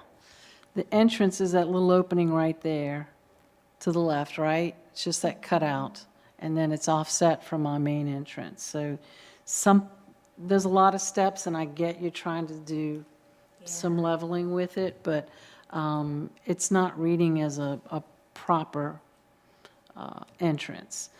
And again, depending on the style you pick, maybe Victorian is not it if you have to grade it up this high. It just, something's not quite right with everything. And that's a lot of grading. Yeah. I mean, or lift. And it's, you could take from just right of the front door through the octagonal bay with all that stone beneath. It's just not so much weight, and I can find that half of the house in San Francisco, a bunch of them, right? But it's just not so much. Once you've got 3 times that stone mass, it's really got a heavy base on it. And Victorian was a style about lightness. I mean, it was a rejection of all the heaviness of the styles before. I mean, that's what it was about. So I don't think you're necessarily headed in the wrong direction. It needs refining and more of a, we're going this way or we're going this way. And like I said, the biggest thing that changed to the basement garage, I like that, but I wish it paid more dividends on the house itself, because I feel like, well, all it did was make things taller, fatter, heavier. Sure. It's like the whole point of moving the biggest room in the house downstairs is so we don't have to fuss with it anymore. And I feel like it is forcing your hand. So if there's a way to do both, try that. I'd like to see the house brought back down to earth and get some more elegant roof lines and verticality that are stylistically indicative of wherever you're going, instead of having a compromise, well, we had to shallow it up because we gave 6 feet to this rock wall. It's like, Right. ugh, I'd much rather have prettier roof line than 6 feet of rock wall. And really, one of the good things right now is the earth hasn't been disturbed much. It's like it was. Yes. Yeah, that's what's there. I mean, it's been, it was kind of, there hasn't been a lot of grading. Right, but that existing grade, there is about 6, 7 feet of fall between the back of But, that lot. yeah, and the but if you front. can just let it work with you. I just was in Sicily, and you all, they just go with the grade. Yeah. It is where it is. Well, it's because It is there's what it rock. is, yeah. Yeah, and you may have rock, your site may not be forgiving to do some digging, but Wasn't there some type of mine there at the skate park or something? I keep Well, thinking they saltpeter, did but it They wasn't. did used to do a lot of phosphate mining. That's what I was thinking. But the area, this was good land. I mean, this produced good crops. I doubt you're going to find stone near the surface in this We area. haven't found too much so far. Yeah. Okay. Okay. Anything else? Last comments for our applicant here? All right. Thank you so much. Bert? That is, thank you, always. Over